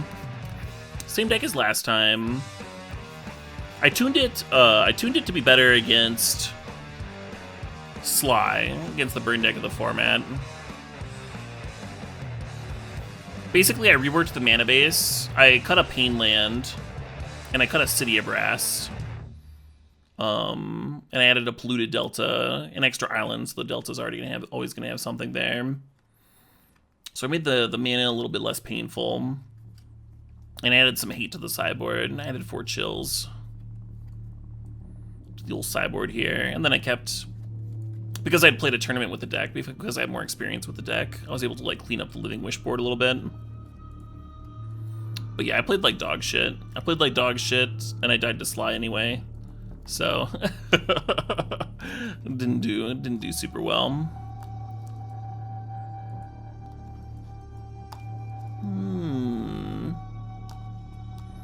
Oh, they bribered Fury. Well, that's quite strong. Oh shit. Hey, Rorb, thanks for 18 months there. Recruiters are not legal in premodern, no. Why a Phyrexian Tower on the board? I'm not sure if I want a Phyrexian Tower there, or you want. I think you want to have a land for Living Wish, for if you have a land light draw, if one's like killing your birds and stuff. And then the 2 lands I've been hemming and hawing over are Phyrexian Tower. Phyrexian Tower works really well with Veteran Explorer. It's like decent with Stroke of Genius and stuff too. Or some people play the depletion lands. The green depletion land. I think it's Hickory Woodlot. Comes to play tap with 2 counters on it, and then it taps to remove 2 and get 2 green. That one's pretty good for like firing off a fast Alurin. I'm not really sure which one I prefer. I think if I move away from Veteran Explorers and play Wall of Roots instead, which again would be another tweak that would make the decks a little bit better against Sly. A little bit worse against control decks, because then like your deeds are worse and their soft counters are better. But it would be a little bit better against Sly to have some Wall of Roots in instead of the Veteran Explorers. And then I think I would rather have the Depletion land instead of the Tower.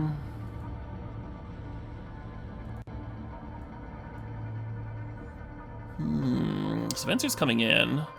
I'm gonna chill a little bit harder on Phantasmal Image this time around. And the rest of this looks good. Cool.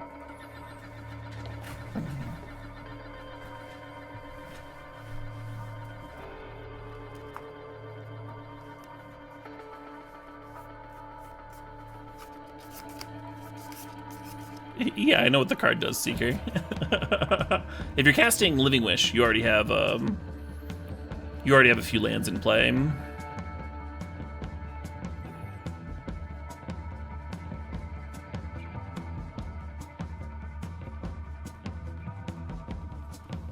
We did not see a Blightsteel, no, nor a Citadel. I think this is a Maul. Good cards, it's not very explosive. Kind of feel the same about this hand, but like how low should I be mulling, right? Image could copy something.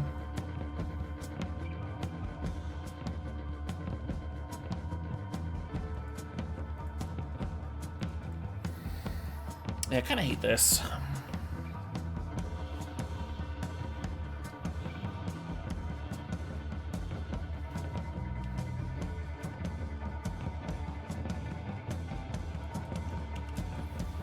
I wonder if Reb should have come in. The only blue card we saw to them was Bribery, right?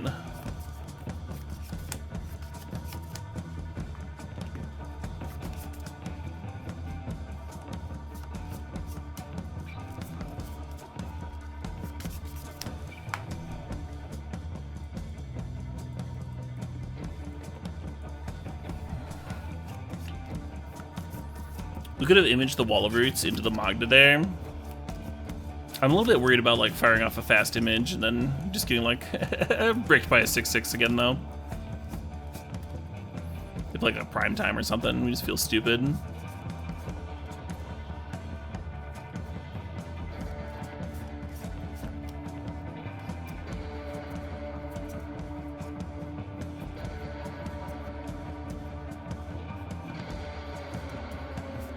Sure. This is way less backbreaking than last time. We even get to recruiter one of the lands away.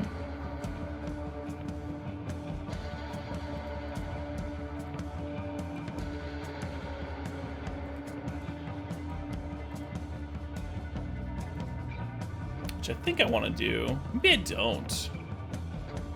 Maybe I don't want to do that.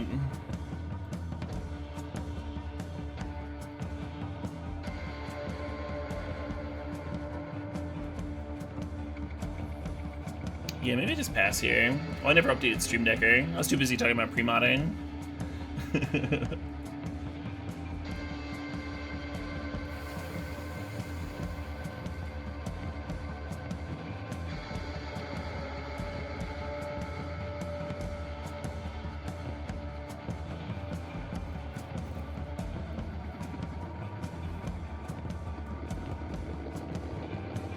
I just break down and image the wall? But let me jar next turn.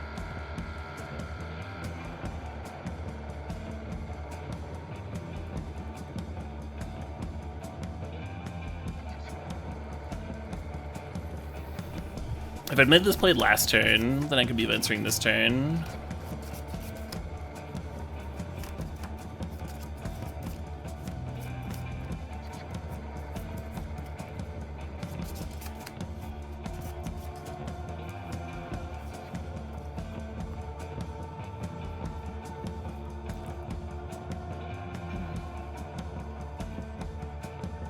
I think they could make a commander out of Allurin, third favorite child. It would just be expensive. It wouldn't be 4 mana.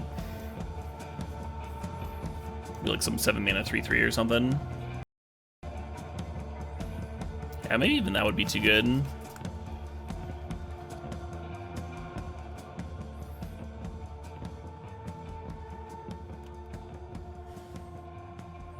You might end up with something that's like unplayable in CEDH, but like way too good for casual with that sort of effect.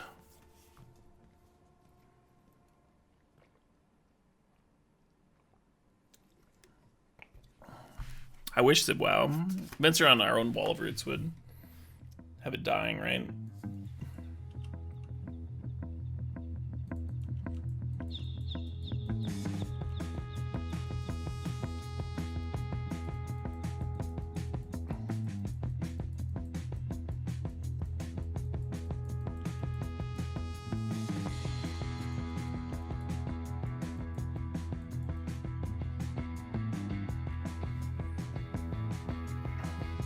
One drop Illurin?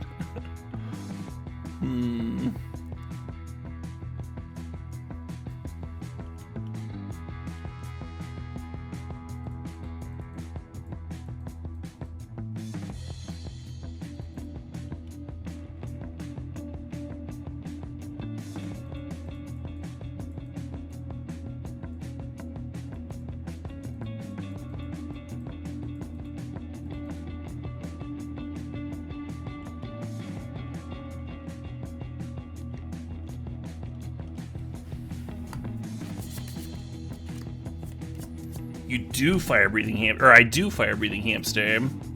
I do get money if you buy my shirt.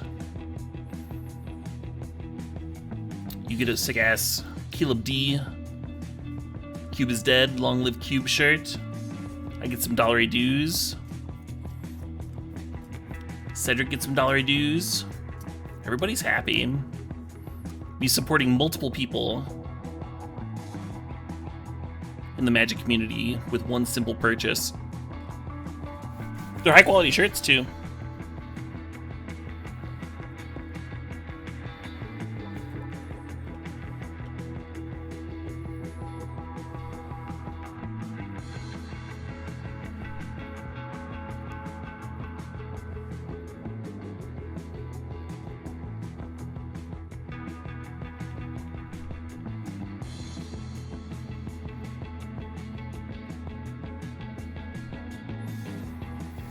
So imagine they're grabbing Battlesphere this time, not Fury.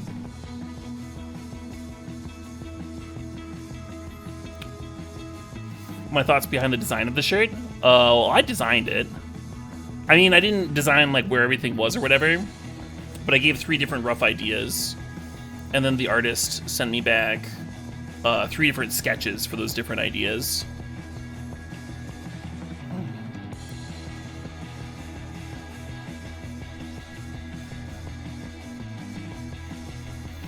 And we went from there. They are grabbing Fury. Interesting. Battlesphere seems a lot better to me.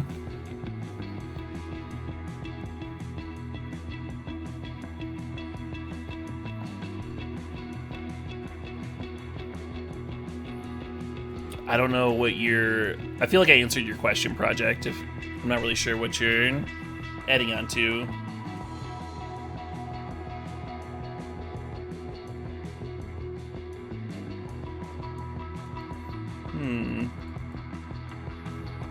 So this could have been better.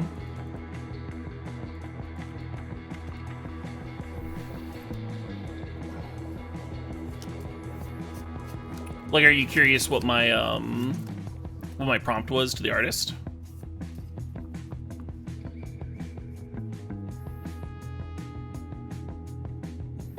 The Cube is dead, long live Cube is something that I have on my stream title on the last day of Cube season.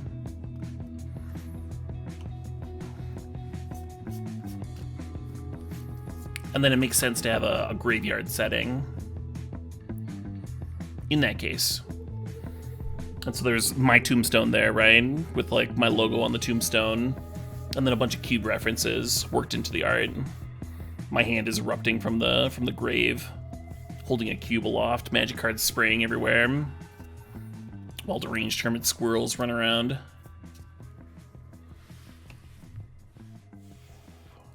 Acting deranged.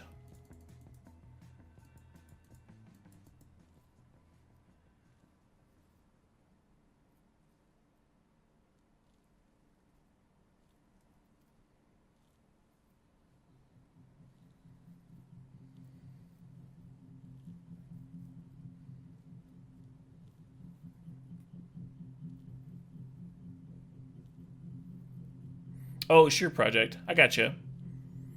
Yeah, no worries. No worries. I wish I had a Venser to rebuy the Fury that they bribed out of my deck.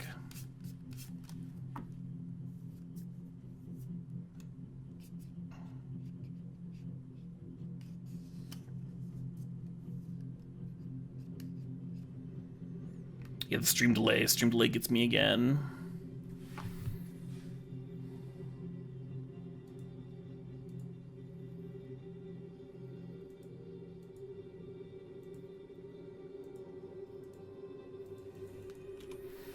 Just making sure they didn't miscount.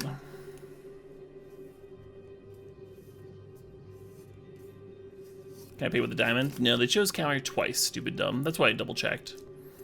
Double checked the mode when I brought the chat out there. Made sure they were making me pay 6 instead of just 3. We only have 5 mana up here, even counting the LED.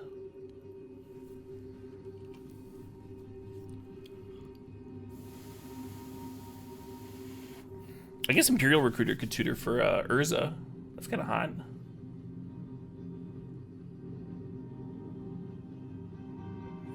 Might be better than slamming Sundering Titan.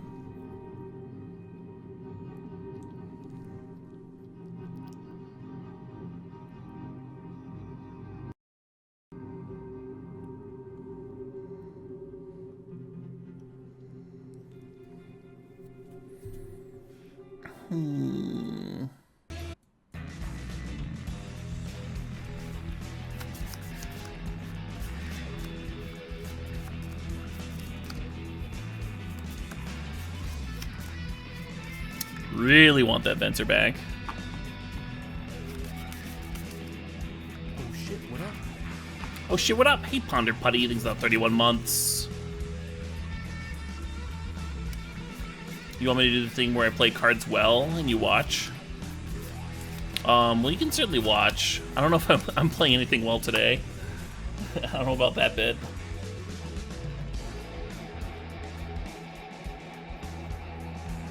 Been a little off my game.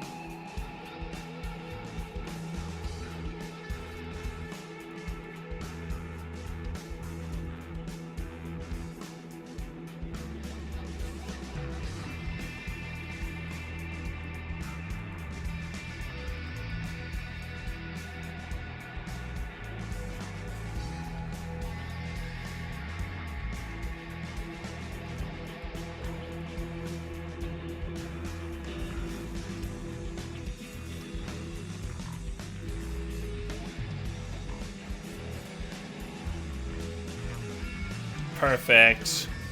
Yeah, I didn't feel like there was anything left in the deck that could do anything there. We need to be more explosive. I should have mulliganed again, looked for like a Tinker hand or something. There were a lot of turns that game where like neither of us were doing anything.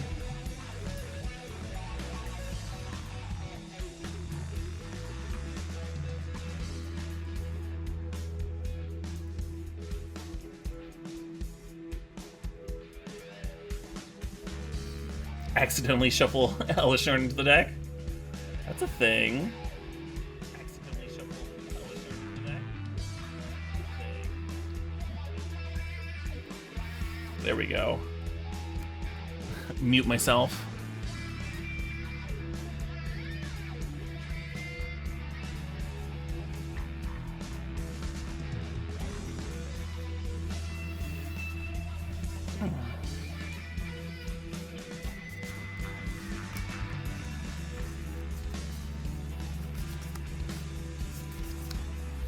Oh, the premodern finals is happening.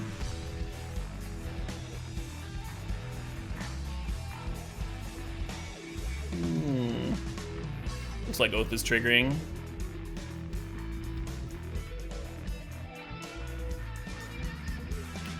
That fucking,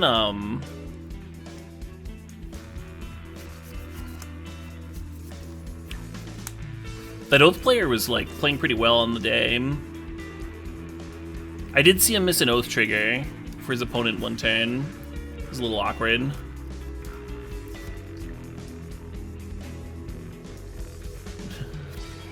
I was like, Judge!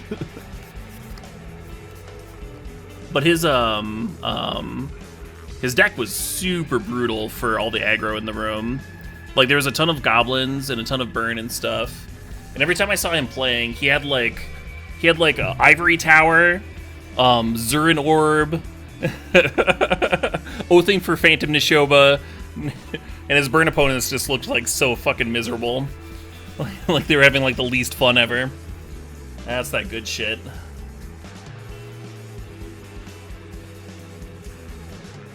Yeah, this looks like a hand hum.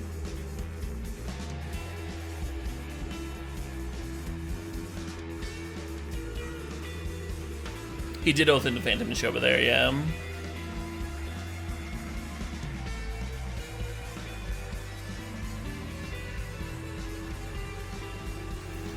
That sounds kind of fun, actually, Stupid Dumb.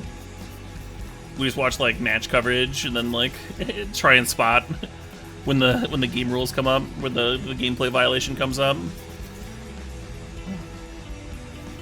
You could turn that into a game for sure.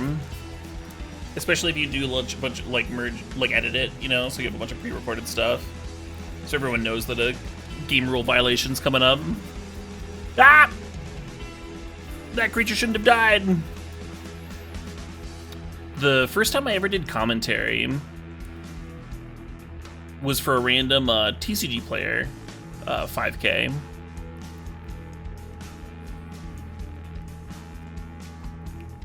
And in the top 8, they did the math wrong. There were like a bunch of merfolks attacking into a bunch of Blade Splicer tokens, and they like fucked up. And like one of the merfolk lords was supposed to die earlier than they thought because of first strike, and so they fucked up how it resolved. And I didn't have a line to the table judge or anything as I'm running commentary. But I can see the match. I can see the damn match where the player's playing like across there.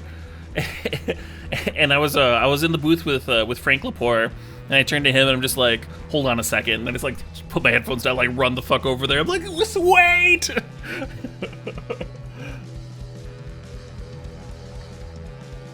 shit, what up? And then a completely different person won the tournament.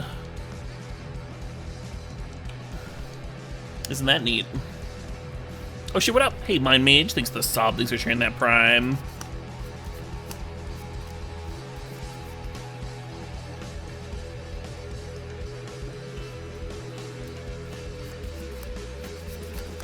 The old wing married to Wrath of God. Alright. Sure.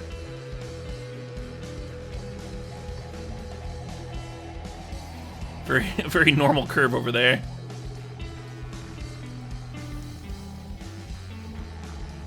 Thought about untapping the vault. I think this is just better. Just play Jar.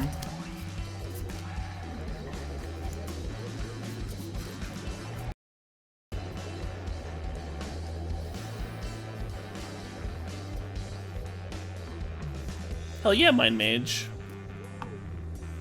Are bystanders allowed or encouraged to call judges? It depends. If it's so there haven't really been competitive tournaments lately. But if it's a competitive tournament, like a PTQ plus, then they don't want you to pause the match. They want you to go and get a judge. And you can let the judge know, and the judge can come over and try and fix things. But they don't want you interacting and potentially interfering with the match if it's competitive level. If it's a tournament like this, which is like more casual, not sanctioned, F&M type stuff, you can be like, hold on, can you pause please? And then go get a judge. I literally asked. The only reason I'm giving that answer with any kind of confidence is because I literally asked the judge to be sure, because I was also unsure. I knew it was different depending on the rules enforcement level, like how competitive the tournament was, but I wasn't really sure if it was at what point it changed. Anyway, well, we can double Dargon again. Yeah, I gotta factor that K value in.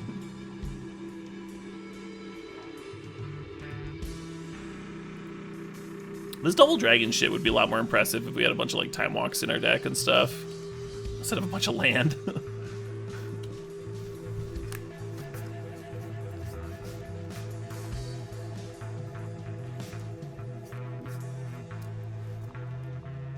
You're talking about Alex 100 bots. Yeah.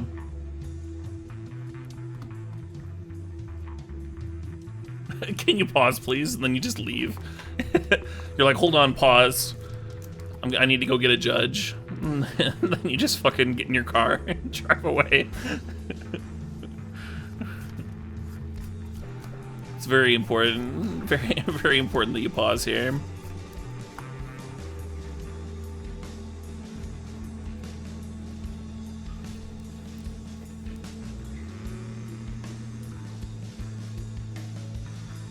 In FNMs, do people mind if you point out a trigger that their opponent missed? Well, you shouldn't be doing that. That's not. So if someone misses a trigger, it kind of depends on what the trigger is. So if the trigger is beneficial to that person, like say they're at 20 life and they miss a Bitter Blossom trigger, then it's kind of up to their opponent whether or not that trigger happens. You know what I mean? But if they're at 2 life and they miss a Bitter Blossom trigger, then that could be scumduggery, right? And that's like something that you should pause and call a judge about.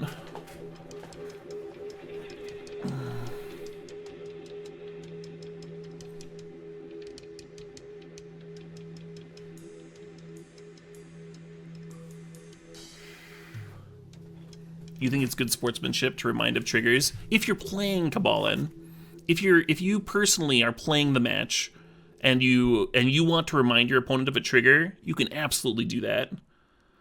But if you're a bystander and someone's missing beneficial triggers to themselves, you should not be playing for that person by reminding them of their triggers. This is the conversation started about like when to call a judge when you miss a rules thing. And so that's the context that I'm answering the question in.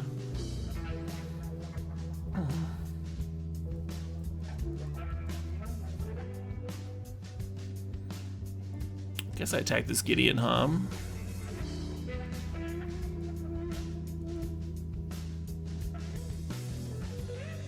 Well, that's up to you, stupid dumb. I don't really care whether you think it's sporting or not.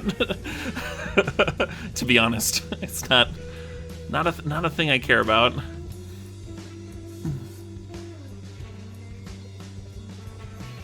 Whether you should be reminding people of pack triggers or whatever. That's a personal decision. Case by case basis sort of deal, huh?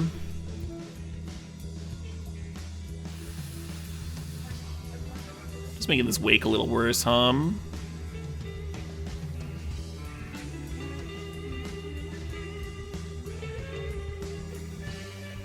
Do I want this welder, actually? It's kind of a good welder. We have a battle sphere and a memory jar.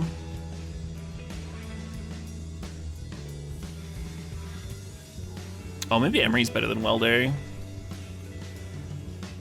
No, the welder's pretty good. We can, like, trigger Centering Titan if we want to. Yeah, whatever. Should probably just be grabbing the Urza and assume we'll find Emery or welder off the expressive.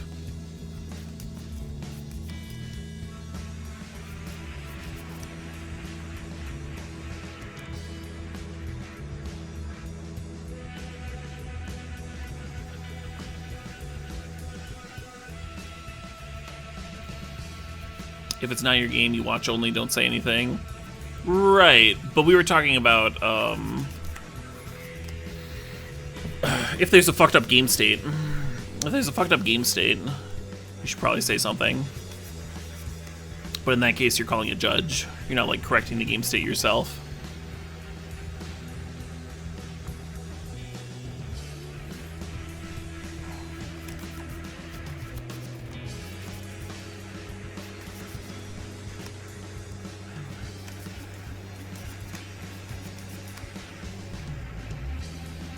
No, stupid dumb. I wouldn't even say that much. Literally just ask them to pause. Just say, can you pause, please? And again, this is only in non-competitive events. That's literally the only thing that you should be saying.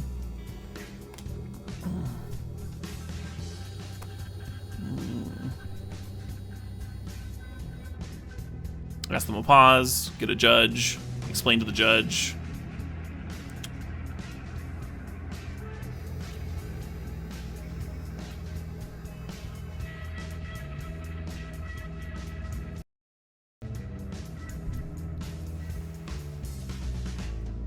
shit, what up? Oh shit, what up? Hey, Polis KPS, thanks for the sub, thanks for the 2 months there. For sure, Savory Cookie. Totally reasonable question. I hope I answered it fine. It's kind of an important question, too.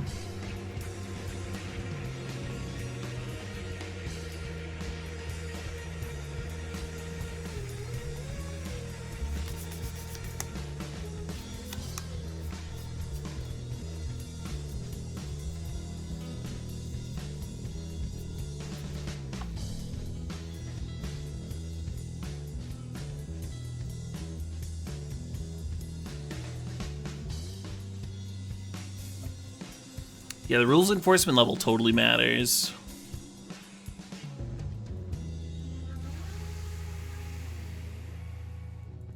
What even was that matchup? Were they playing blue cards? No, they were playing white cards. They getted me.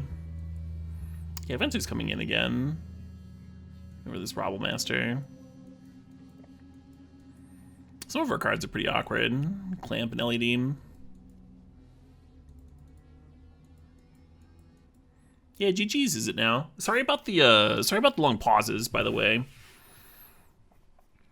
I'd been asked a few questions and I was like going into length explaining and stuff. And I realized I was eating up some of your time. So I do apologize for that.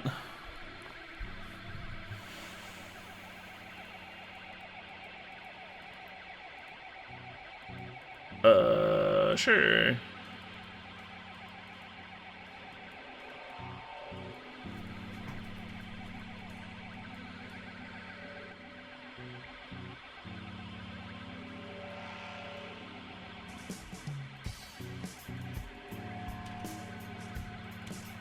I think we're clamping this Welder.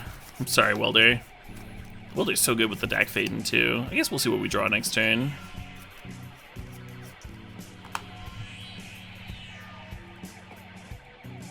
Yeah, let's get clamping.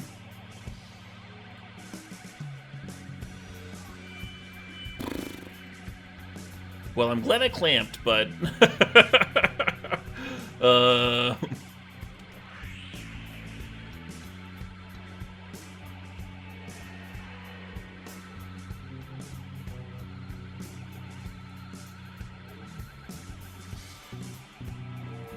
so we're gonna lose this deck.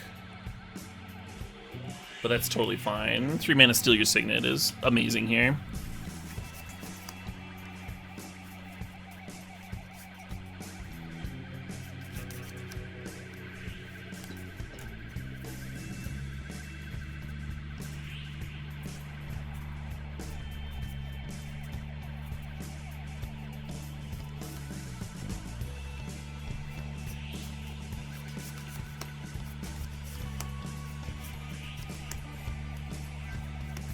So we could go Signet, Skydiver, Clamp, and draw some cards. I think I'm just supposed to Venser here.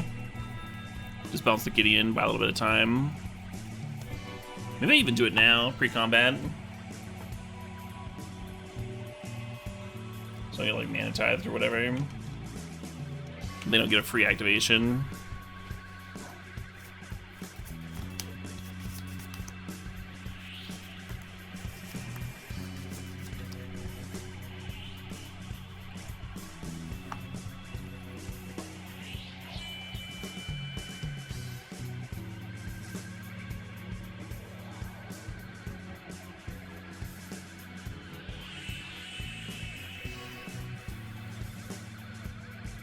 Oh, maybe I shouldn't have played the my other Signet here.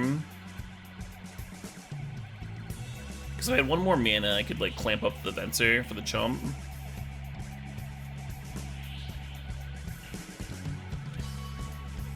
This does set me up to like slam Battlesphere next turn though, and that should be satisfying. I'm definitely winning the Signet battle.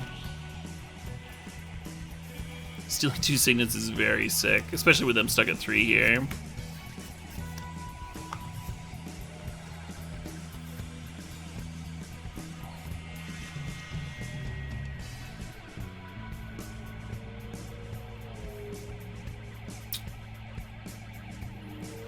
Yeah, so I didn't block at all because I was thinking putting the skull clamp on the Venser lets me clear Gideon, which it still does, but I think I need to slam this Battle Sphere.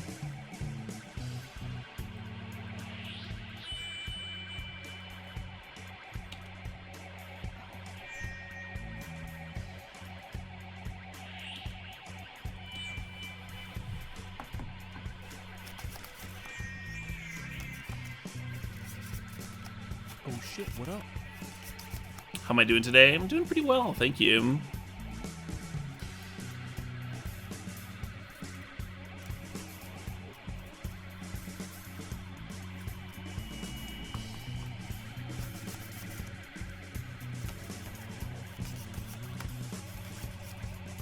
I just snap off that emblem.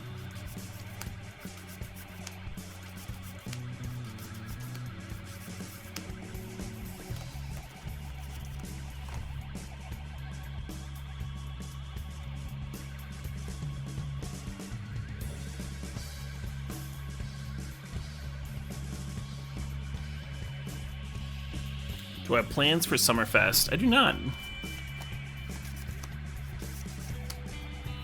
I did really enjoy Summerfest last year. I was really impressed with like the audio quality, but I haven't even looked at the lineup.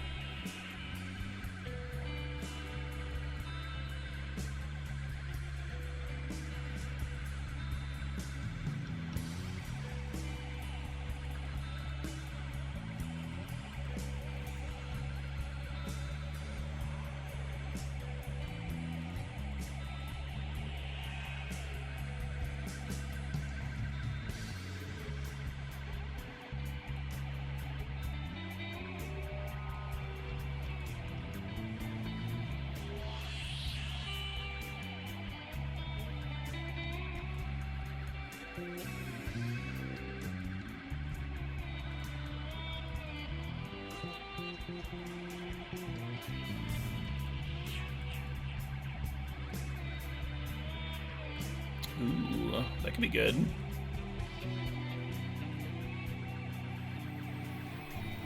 Well, that's strong. There's a little bit of a concern of dying to these spirit tokens, right? If they have an answer to my Skydiver. But I'm tempted to image the Battle Sphere here.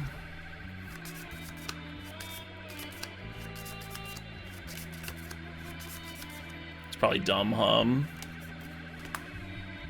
Let's do this.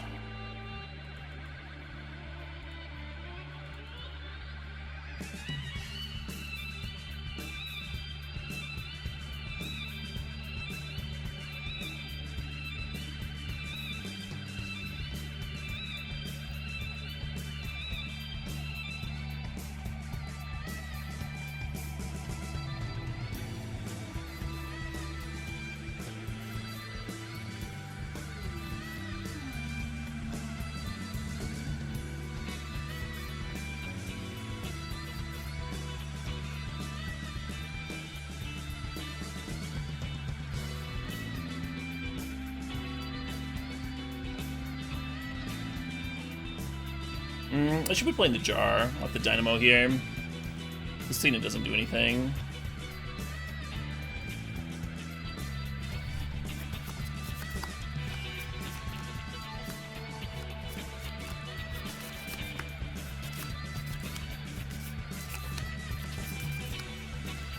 Oh yeah, Blackstormer, you like that? Pretty similar, but we got to draw 2 cards.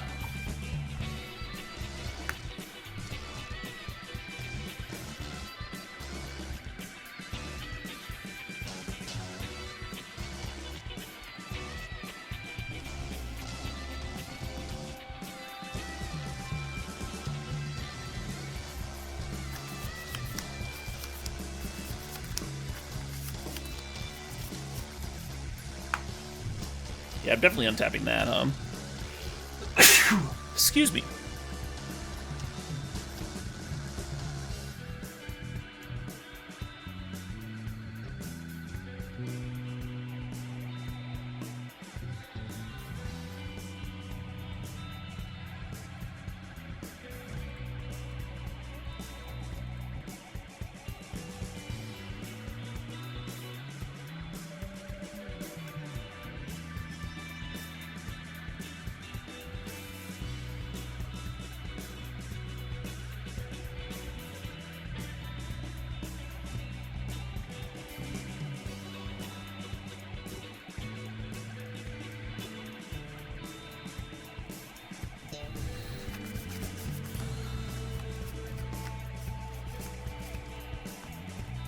Yeah, they're playing Crucible because they have Geddon.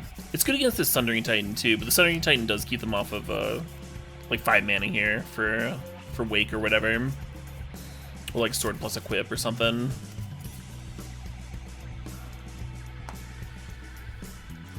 Cool. Yeah, it looks like they had a few duds. A few dud draws.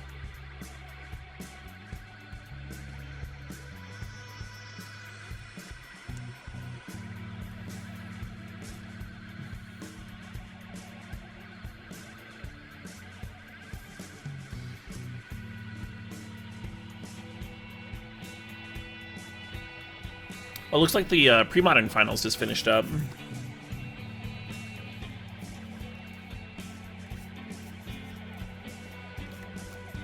Oh, the one of the finalists, I believe, is a mod for the stream. I could be wrong. I could be mistaking the name, but it says they're playing Stompy, and I know he top 8'd with Stompy.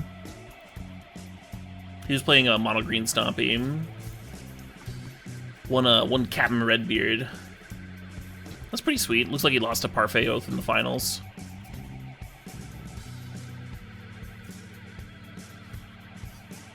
I think he showed up because he heard me talking about it on stream. How do I feel about Wake Step? I wouldn't get it in. I wouldn't get it in today, Ace Peacecraft. Only in time for a couple of drafts tonight. I hope that's all right. I hope that's fine.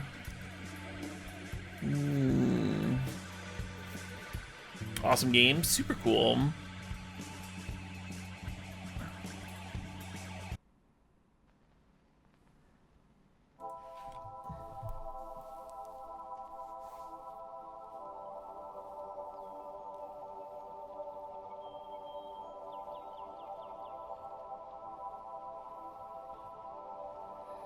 Nice comeback. Oh, in that match? Yeah. I'm glad the Skull Clamp did something. I was worried it was going to be bad in this deck. I do like it with Battlesphere. You do go through like a lot of cards very quickly. But then you're making the Battlesphere less deadly, you know? There's a little bit of tension there. The last time I was like seriously enjoying Vintage, it was not embarrassing to tinker from your Battlesphere.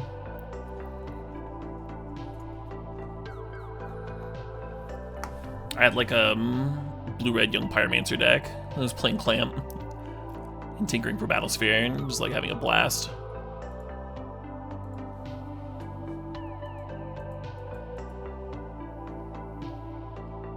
No second lane for the Signet, Tom. Unfortunate. Well, that's better. Let's keep this and bin the Rabble Master. And then we're gonna play the basic, so we don't get wastelanded turn 1. Still get strip mined, of course. It is Vintage Cube. Am I doing a longer stream before the end of this season? I'm planning on it. I'm planning to get like at least one more 10-hour stream in. Caleb D goals. Today's obviously a shorter one. But I fit in a whole nother tournament today. And another cube. I played some EDH cube as well.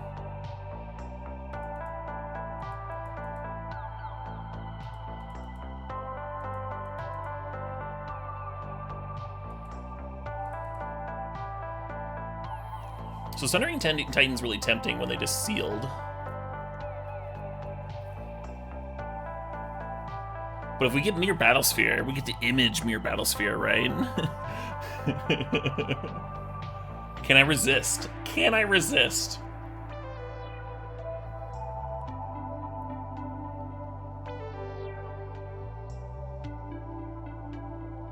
Sundering Titan probably just wins, right? It probably just wins. God, how boring am I? Yeah, I understand that I don't lose any lands. But I could have 2 Mirror Battlespheres, 8 Mirror tokens, mana floating. I'm gonna be drawing 4 more cards this turn. I'm gonna chill on the image.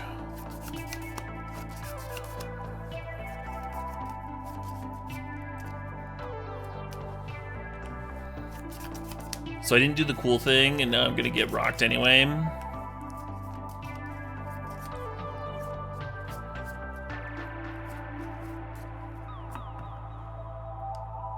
my god. Should have equipped the clamp, I guess. I thought it seemed unlikely that I would lose the Sundering Titan literally next turn.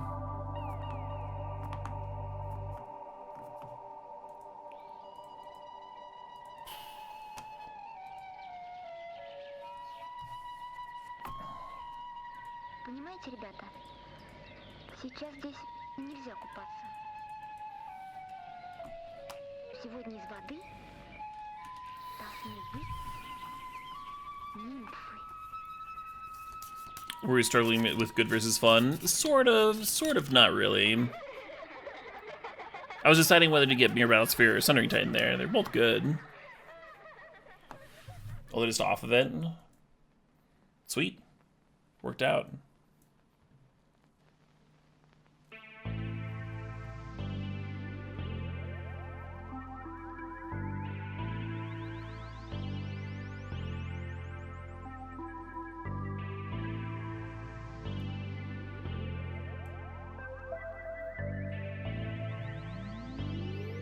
So Skydiver is definitely staying in. Yeah, I think I'm gonna keep it like this. Unless I want to cut Fury for Benzer.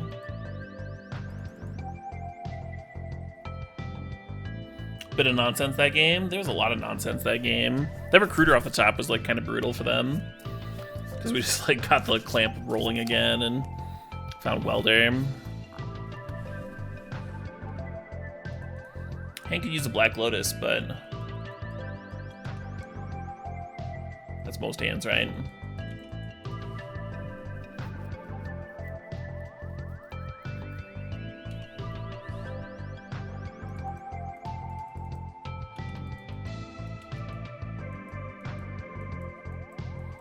You wonder what they're playing? Yeah, I don't know either. Do you think they sealed? Do you think they sealed for that Black Lotus, hoping to play like some 6-drop? And then they couldn't.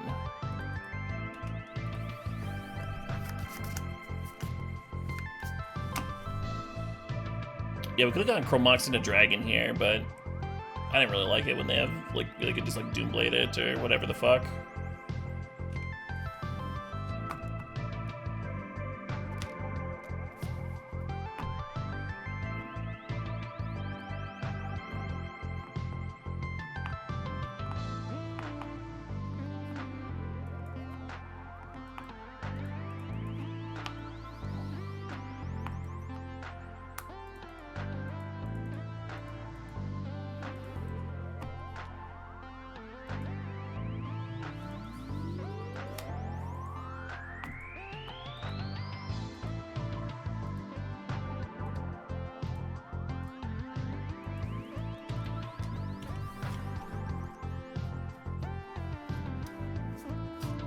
Aw, bummer, Matt, man.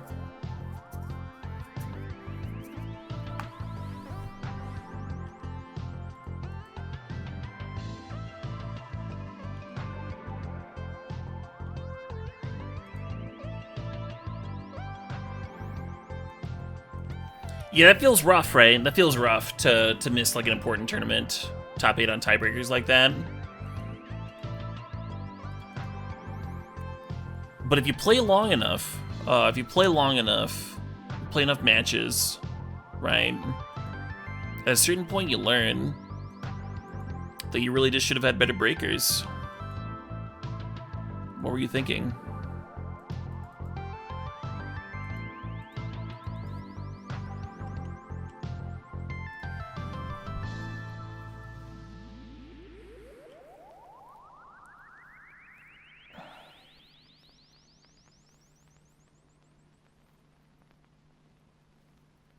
Sweet. Not bad. I think I can squeeze in a draft for future meme. I always cheer you up. Yeah. I'm glad I could help, Matt, man. I'm glad I could help a little bit. You'll get there next time. Unless you don't, right?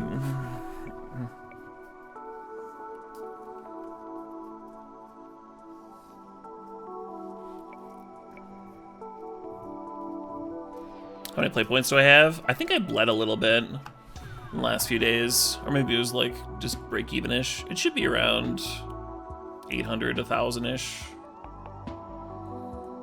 I can check. Oh, 1,200. 1,200 of these. Way too fucking many of these. There need to be some, like, MH2 qualifiers that I can just, like, buy a sealed pool. And then, like, sleep through the qualifier. That would be ideal.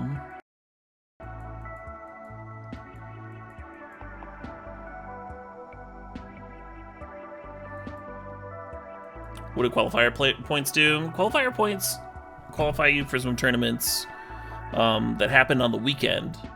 And they usually start at 9 in the morning, which is too early for Caleb.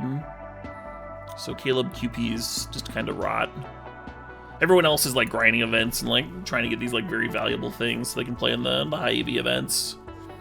And mine just sit there and rot and expire. The next season it happens again. And I feel bad wasting all these valuable QPs. You want to exert Kiki? With a pack one, pick one Mox Sapphire, I'm looking at like Emery or Top here. I think I'm gonna draft Emery. Like 2 Emery decks. Our last Emery deck didn't really get to Emery. We can fix that.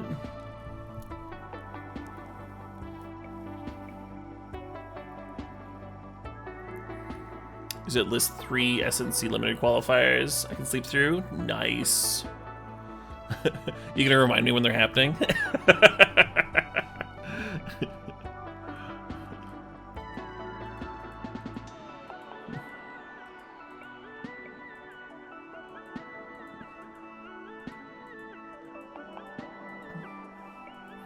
Yo, Caleb, don't forget about that value.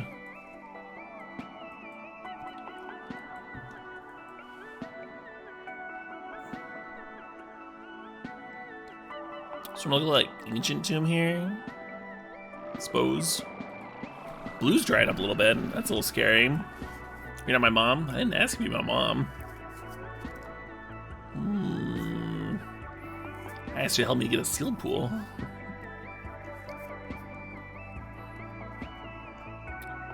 My mom wouldn't know the fucking Moto schedule. She wouldn't be able to remind me of that.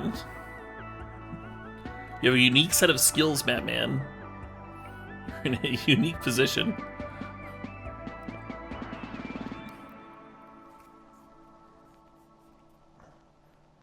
Yeah, are you cooldown maxes, Mom? Let's go through the chat one by one. We'll find out who Batman has and has not mothered. I'm gonna grab this Saga. This Saga seems great in an Emery deck.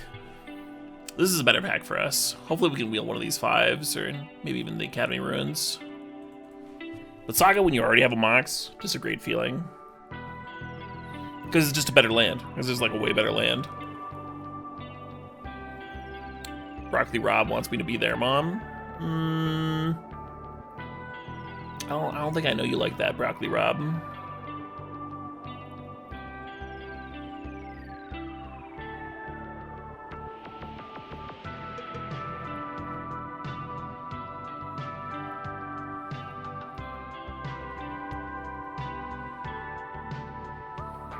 How do you shuffle and distribute packs for cube and paper?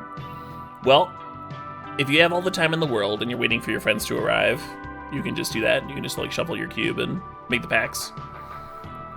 If everybody's there already, then people can make their own fucking packs. Usually what you do is you just like pile out the cube and then people take a card from each pack to get their boosters. And then you don't have to spend like a billion hours shuffling, right? If you're taking like one card from each section of the cube.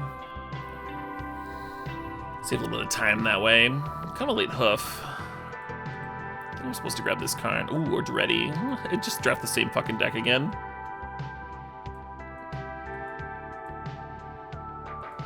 Fuck.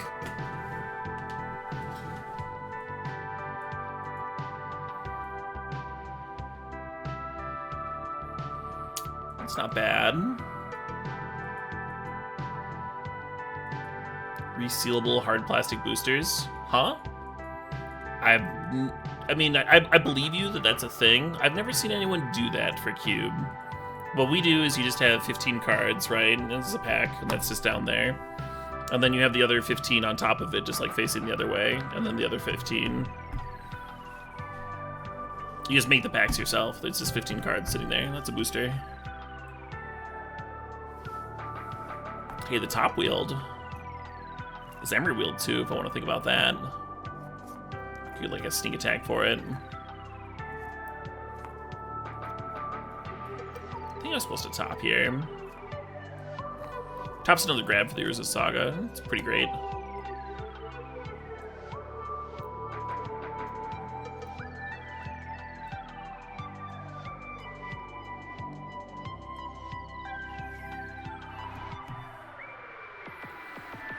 Sure, Red. Yeah, you don't have to make 15 card packs. You can do 4 packs of 12. You can experiment with the number of packs and the size of them.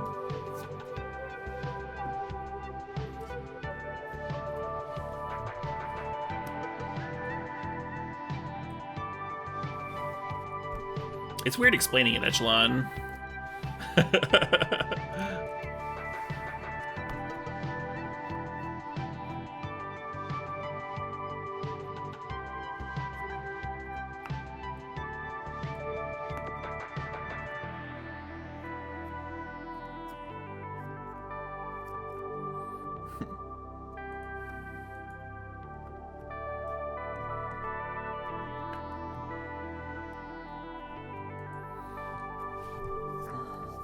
So Ballista's pretty good with Emery. Something that's a little awkward is that the that shitty land that puts artifacts on top of your library, that was like the worst card for us in that pack, and it didn't even wheel. So both 5-drop, both 5-mana artifacts, and that stupid land did not come back to us, which means we are fighting people for artifact matters.deck, but also fuck those people. We'll have a better deck anyway.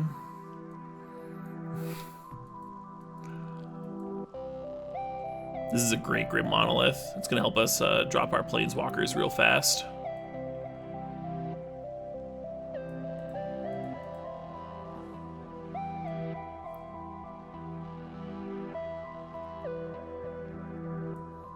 Hire someone to do it for you? Hire someone to, like, shuffle your cards?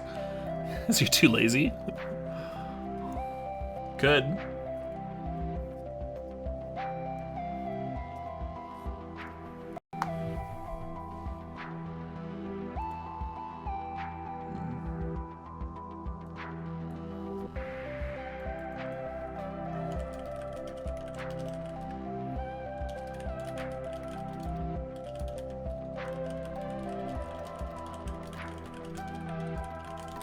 I'm typing to folks about dinner plans. This will indeed be the last draft. This draft here for future me. I don't hate the smug cop, huh? I don't hate smuggler here.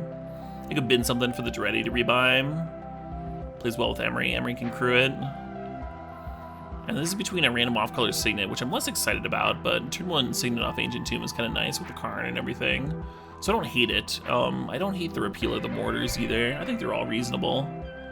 We already have like some piddly removal though with the Ballista and the Abrade, so I don't know how keen I am on Mortars.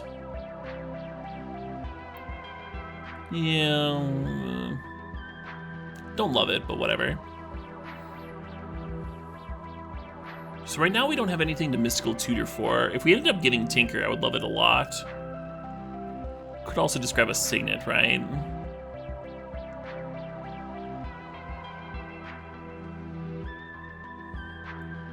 We'll see. See if that pays off or not. I think we could be a workshop deck.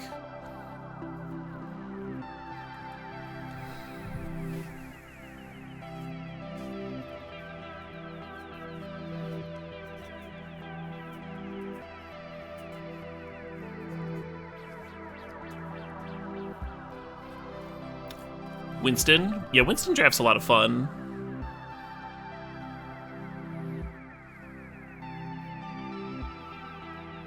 I kind of like the Stoneforge Mystic with the Batterskull. We have a white Signet too. There's only 2 red cards here. The Metalworker Wield, awesome. Yeah, I thought artifact stuff was getting cut, but then we got the Workshop and the Metalworker. It might work out, might work out. We do need a little bit of chonkiness here. We do need some 6+ artifacts, like cards that cost 6 or more. So the metalworker is actually ramping us into something. Winston is a lot of fun. I remember I was drafting with my buddy Joe Bernal. We were drafting Winston, and we had one Winston where there were just like no playables in the entire stack of cards. It was ridiculous. And we went through the whole thing, and Joe kept on like holding out, like looking for an actual playable, and so he like ended up with just like not even enough cards to really make a deck or whatever. And he was so defeated. And we were like playing for dollars or something, and he just like throws the money on the table and like walks away. I'm like, sweet, put it in my wallet, fucking like get up. And then he comes back and he like looks at what I had face down, because I had like a big stack of shit in front of me. And he's like, you don't have any playables either. Get back here. I want to play now. Like he paid me and then tried to face me anyway.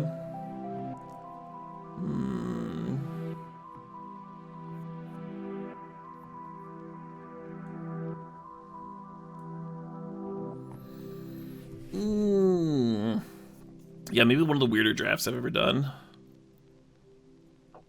I think if you took the entire pool, I don't think you'd have a playable deck with what we ended up looking at.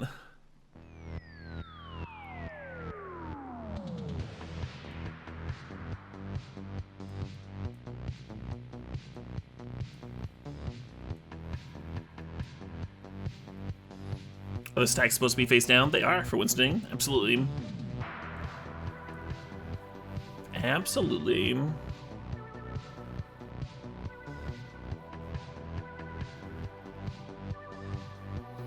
What's a Winston draft? So with a Winston draft, you crack the boosters that you're using. So usually it's like, because it's 2 people, you're seeing fewer cards than if it was in a like a larger number of people drafting, right? So usually we do like four boosters. So each person contributes 4 boosters. They all get cracked, shuffled into a big pile. And then you start 3 piles, right? And you put 1 card in each pile. And then the first person looks at that first card and they decide if they want it or not. If they want it, cool. They put it in their stack, they draft it, and then they put a new card in that pile, right? So you still have the 3 piles there. If they don't want it, they put it back, they put a fresh card on top of it. So now they're like juicing up that stack a little bit, and then they can look at the next card. And if they don't want any of the 3 cards, they take a random one off the top. But there's always 3 piles until the packs are run out at the end. We're just gonna take Urza here. There's not much to think about.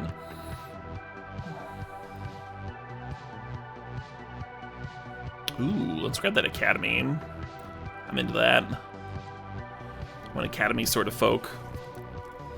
So the fun of it is that there'll be like stacks of unplayables, and then eventually those stacks they'll get passed over so much that you'll end up drafting like multiple medium cards instead of like looking for like a chase rare in one of the smaller packs, you know?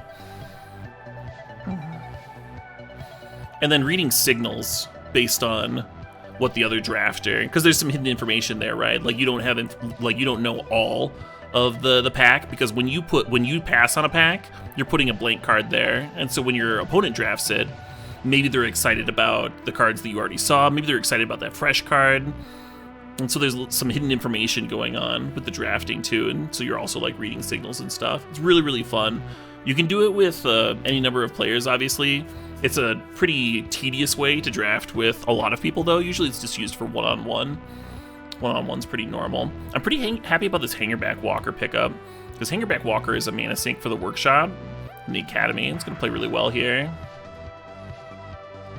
Ooh. Do I want a library? I don't think so. I think I want this Coalition Relic. Just like more stuff to do with workshop on turn 1. Or maybe the Sphinx. Can I wheel the relic? I don't think I can wheel this relic. The Sphinx is so good. And the Fable plays well with the Dreddy, huh? If we had something worth rebuying, which we don't. I was gonna take the relic. I don't know. I don't know what I'm supposed to do there.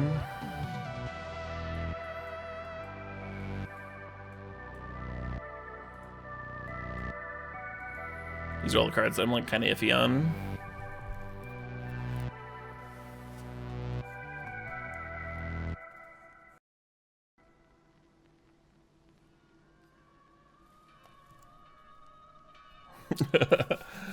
Get this Gilded Lotus. We could grab this Gilded Lotus and be like very reliant on Hullbreaker Horror for gas. I'm actually gonna grab the Monastery Mentor. Monastery Mentor plays so well with this top that we have. And I was like kind of thinking about playing the Stoneforge Mystic anyway.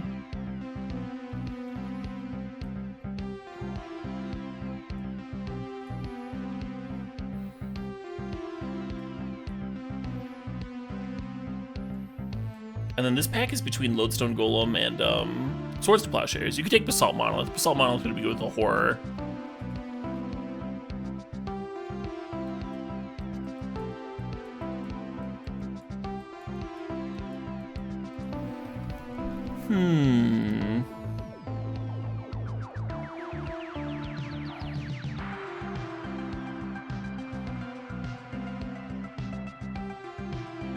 I think I'm going to lean Artifact. I think I'm going to take the Lodestone Golem.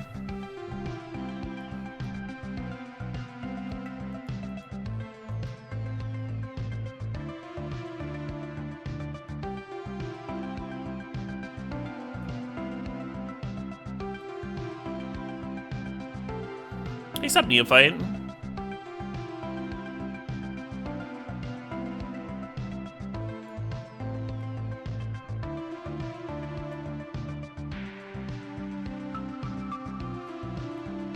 Yeah, so we didn't like quite get there, but I don't think we like full whiffed either.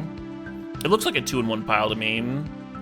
It's like kind of a bad Metalworker deck because we're not actually ramping to anything. We're ramping to like Hangerback and Walking Ballista. That said, I do think it's a good Workshop, Academy, or as a Saga deck. The value that's in our mana base is like really nice.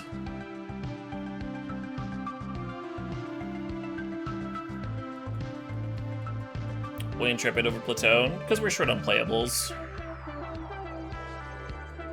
Like even right now, we need like at least one more playable here. I'm also half considering cutting the red, in which case Plateau would be a dead pick.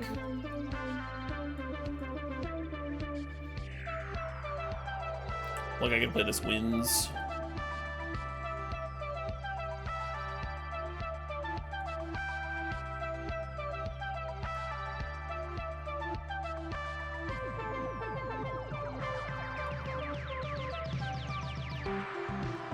Nice. Love that pickup.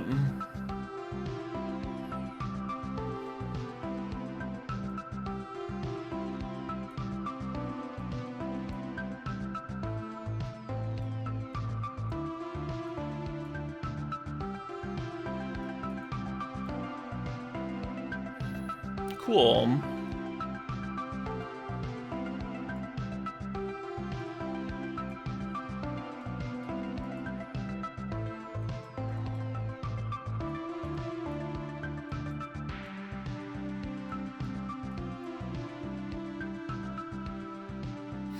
I might cut the Intrepid here. I think it's sweet if we manage to crack the Hangerback. Or like good at like buffing the Mentor tokens. Like we actually have enough creatures for it. It could be like a mana sink. Like tapping Metalworker and Gilded Lotus and just like playing this huge fucking adversary. Kinda don't hate it.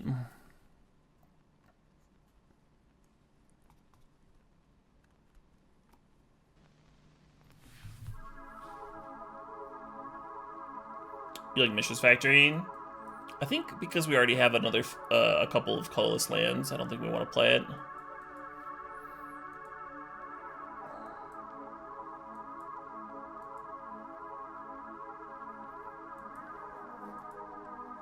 Alrighty, folks. Sorry about the short stream, but I will be getting some meaty ones in. I'll be getting some thicker streams in here on the last few days of Cube. I think Vintage Cube goes to like the 29th or the 30th or whatever, so there's gonna be like 4 or 5 more days of Cube going on. And we'll try and finish strong for y'all. Try and get some nice trophies in. But yeah, much love, and I'll catch y'all tomorrow. Take you to Ham TV. Should we do a Ham TV raid? Just for you. You asked so nicely. I really do like that when people ask nicely. Oh man, Doomwake's live. Doomwake rules too.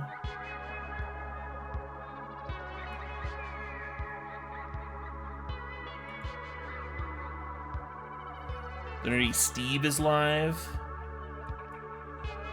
Geeky Jackson's jamming some Vintage Cube.